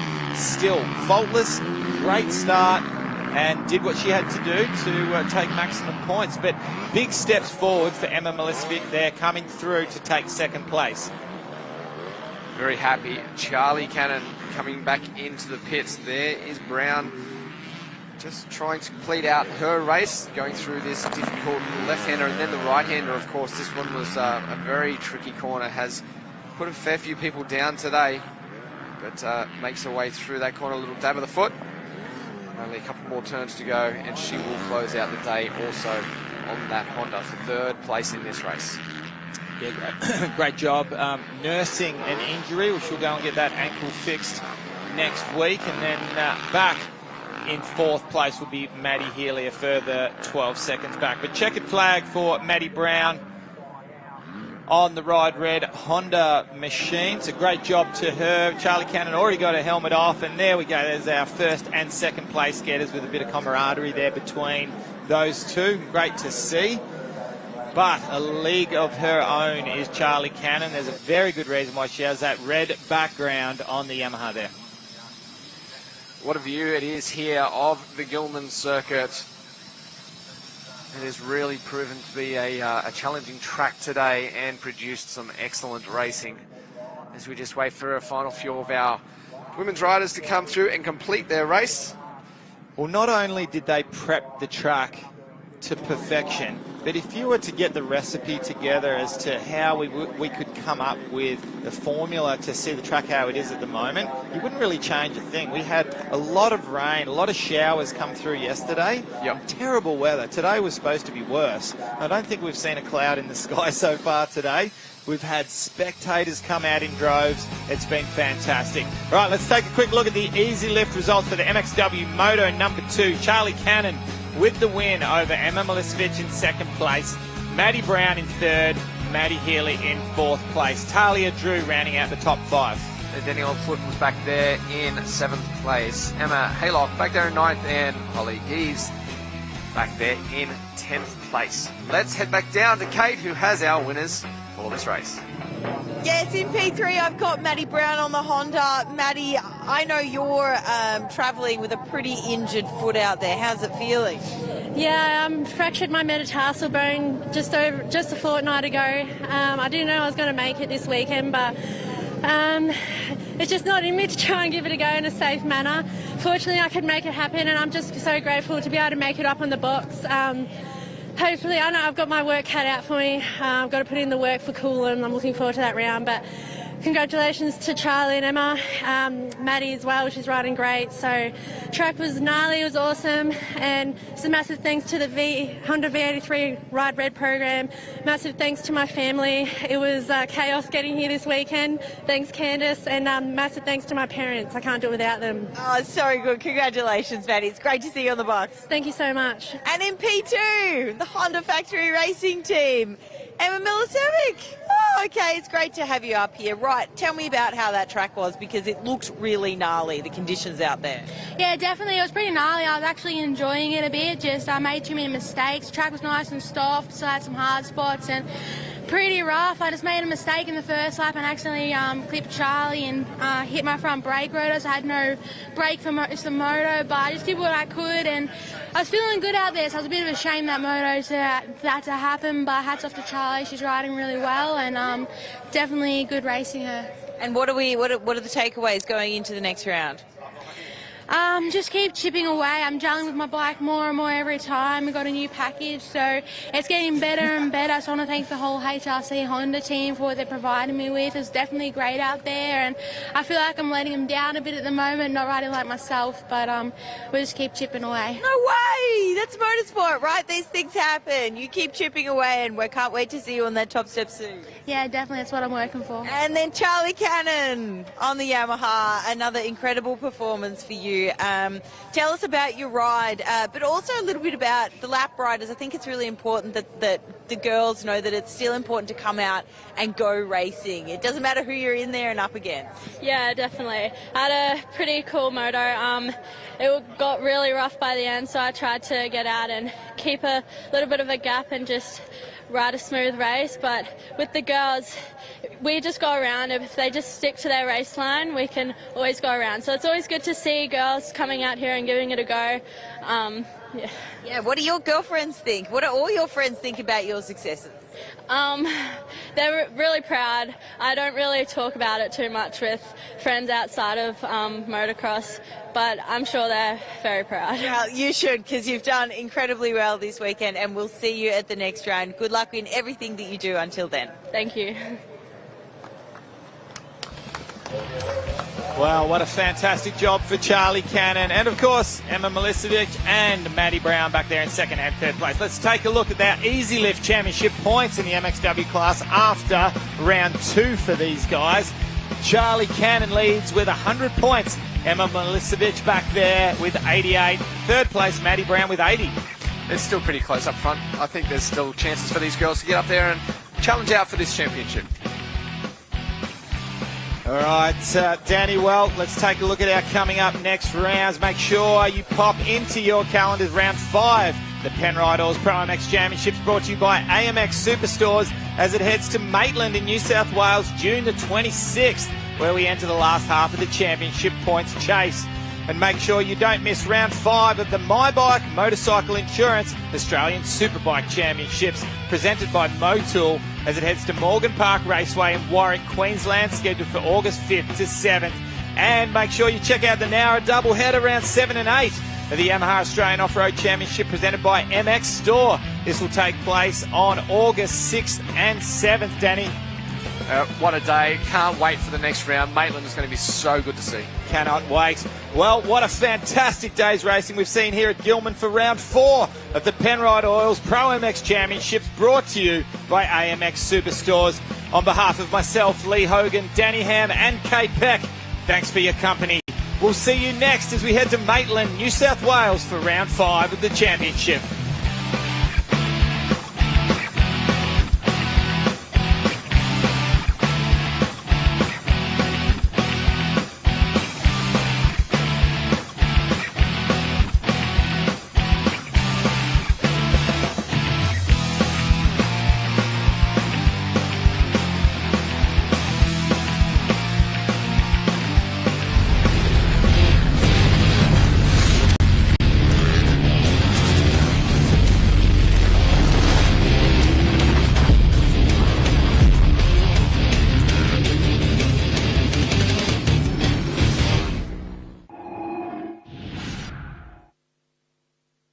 AMX and Penrite have joined forces to give away the ultimate moto workshop valued at $5,000. You can set yourself up with the best from Penrite, NetPro, RHK, Motion Pro and much more. To enter, simply purchase any Penrite product at AMX Superstores, scan the code and you're in the draw to win. It's that easy. What are you waiting for? Rush in now to AMX for your chance to win. AMX Superstores, your one-stop shop for all motorcycle accessories, proudly supporting the 2022 ProMX Series.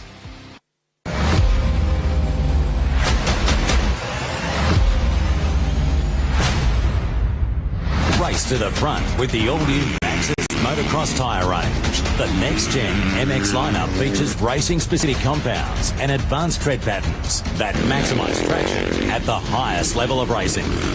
Leading product innovations extend across the entire MX range, offering a premium performance option for all types of terrain and conditions. Put the all-new Maxxis MX range to the test.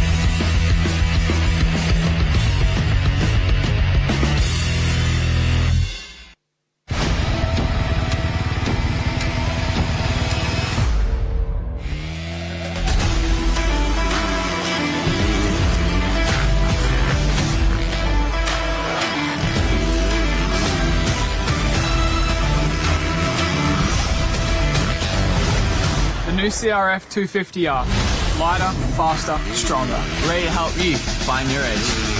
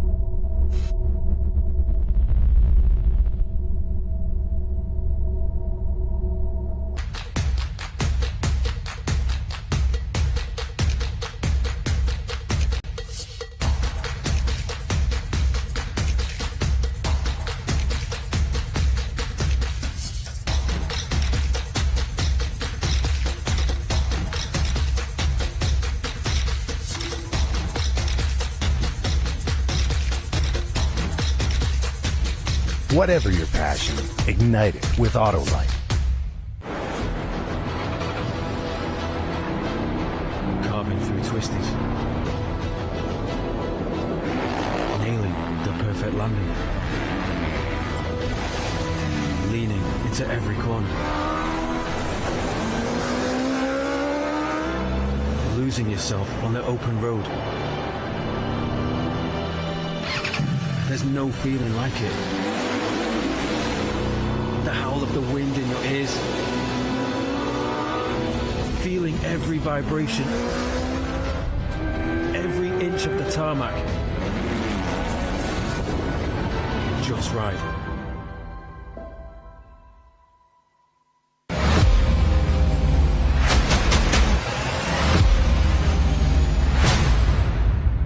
Race to the front with the all-new Maxxis motocross tyre range. The next-gen MX lineup features racing-specific compounds and advanced tread patterns that maximise traction at the highest level of racing. Leading product innovations extend across the entire MX range, offering a premium performance option for all types of terrain and conditions. Put the all-new Maxxis MX range to the test.